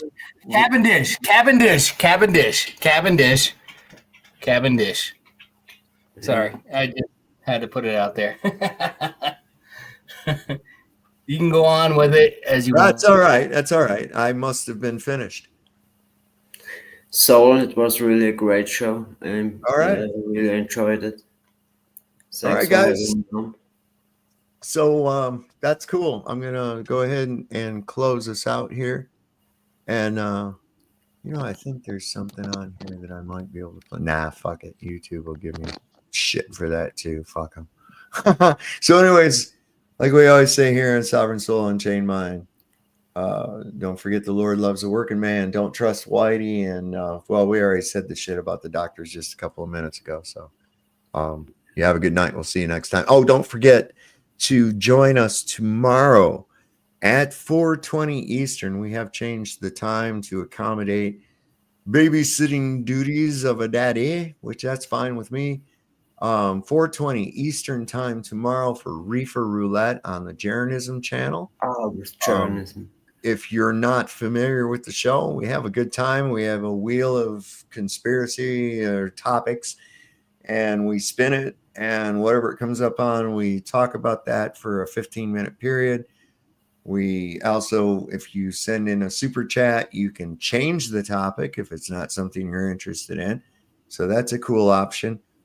And you can change it to whatever the super chat, what you want to, of course, within limits of terms of service of YouTube. Cool. We also have prizes. We'll have 3 buzzwords that during the show, when you hear one of the panel members use that word, you'll say it in the chat and who said it. And the first one that does that gets to be put on the winner wheel. Now, the winner wheel is where the money is at. So then once we have the 3 winners, we have 4 spots on the on the wheel, and it comes up with one of the people that won during the show. And the 4th spot is carryover, which means that prize money that's in the kitty rolls over till next week and becomes a more amount in the kitty. Cool. So that's pretty much how the game works. We explain it again before we start the show. So again, that's at 4:20 Eastern tomorrow afternoon on the Journalism channel. So be sure and catch us there. If you have not gone over and checked out the very delightful conversation that I had with Kent from Facebook, it's available as a live stream both here and on Rumble. Be sure you are subscribed and linked up to my Rumble page as well. I follow you. We're going to start doing some more exclusive things over on Rumble that will probably, and I'll announce them here on YouTube, of course. And then we'll go to, exclusively over there to be able to talk a little more freely than we are allowed to here. Got some good ideas coming up for in the future. Wanting to show The Land Unknown, which is a 1950s B-grade movie, which dealt with, instead of going into space, they go beyond, continuing Admiral Byrd's expedition south to the temperate area that he had first discovered and then beyond. And it's not a great movie. It's hokey, but I think the concept of it to be very, very interesting because they never did another one like that. Any other sci-fi movies after that were always up into space or down inside the earth. Never did that. Oh, we can't go with that no more. So I think that's a really interesting aspect to that movie, and I really want to show that here one night. Of course, we also want to do a breakdown of The Truman Show, and I think I'm going to have to use my copy of it on DVD and use my player and hook it up to the computer. It only takes a second, so we'll get that set up for in the future as well. Got a busy day tomorrow because I got to go take care of some stuff with a friend of mine and be back here by 4:20 to be online. So it leaves me a small window, especially from the time I get up. Anyway, like we said, Lord loves a working man. Don't trust Whitey, and well, see your doctor and fire his ass. We'll see you next time on Sovereign Soul, Unchained Mind. Good night. Have a great time. Peace. I